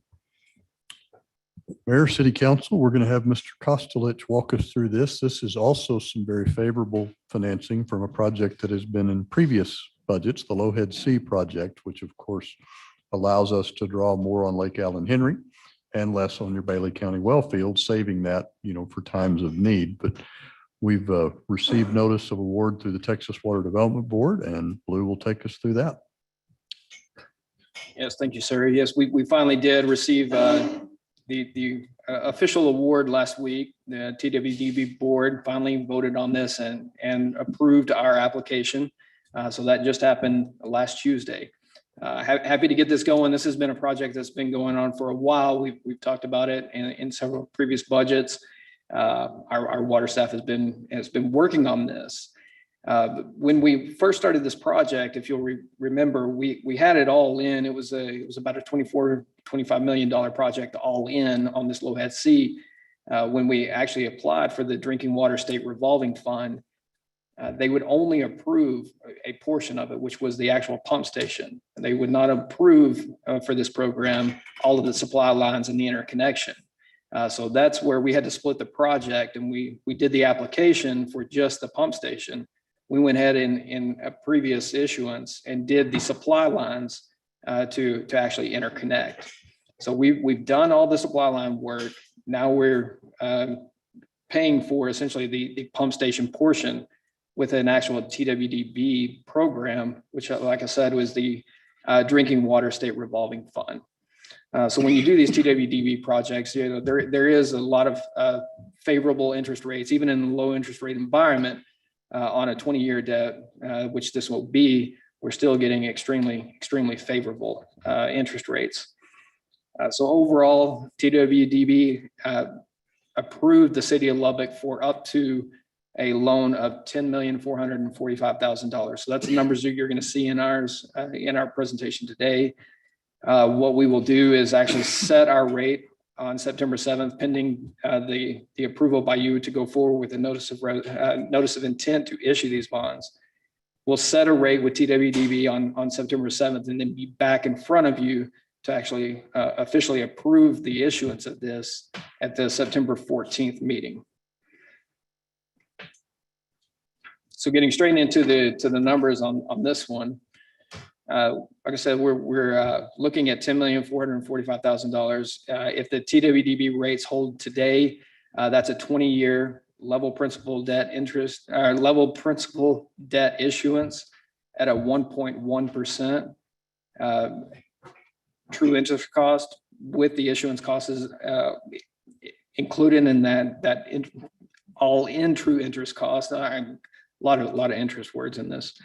That'd be a 1.389% all-in tick on a 20-year note. So very, very favorable. So with that, Mayor, Council, I'm going to pause here. I'll be happy to answer any questions you have. Okay, thank you, Mr. Kostelich. Questions or comments on item 711.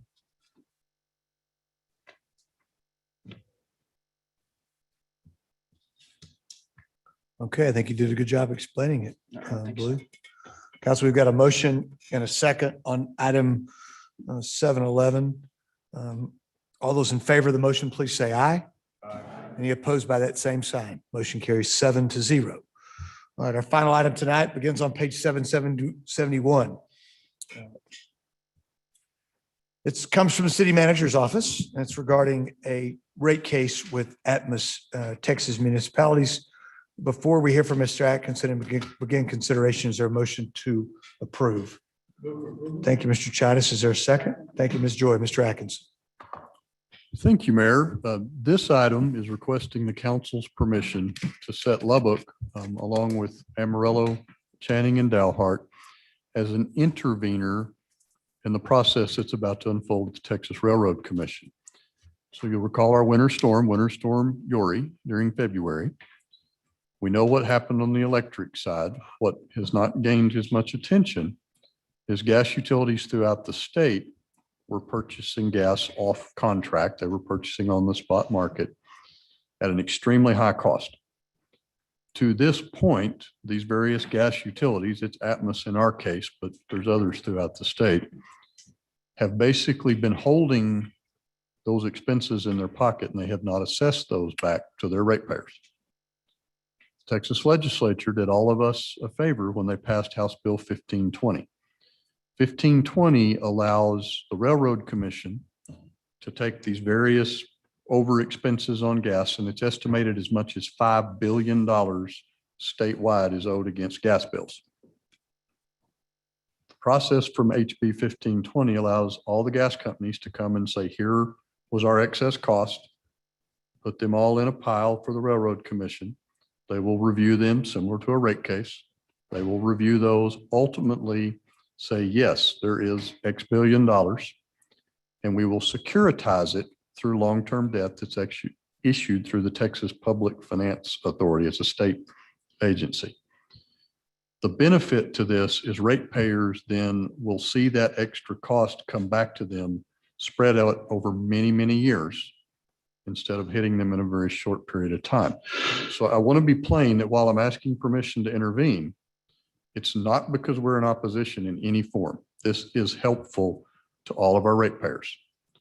What we're asking is to be at the table to where we can watch, because there's a couple of different ways that the mathematics may play out. And we, of course, want the one that's most beneficial to all of our ratepayers. That is it. We have this partnership with Amarillo, Channing, and Dalhart because we are a unique rate division. As cold as it was here, our rate division was not impacted near as badly as Dallas, Fort Worth, as Austin, as San Antonio, and others.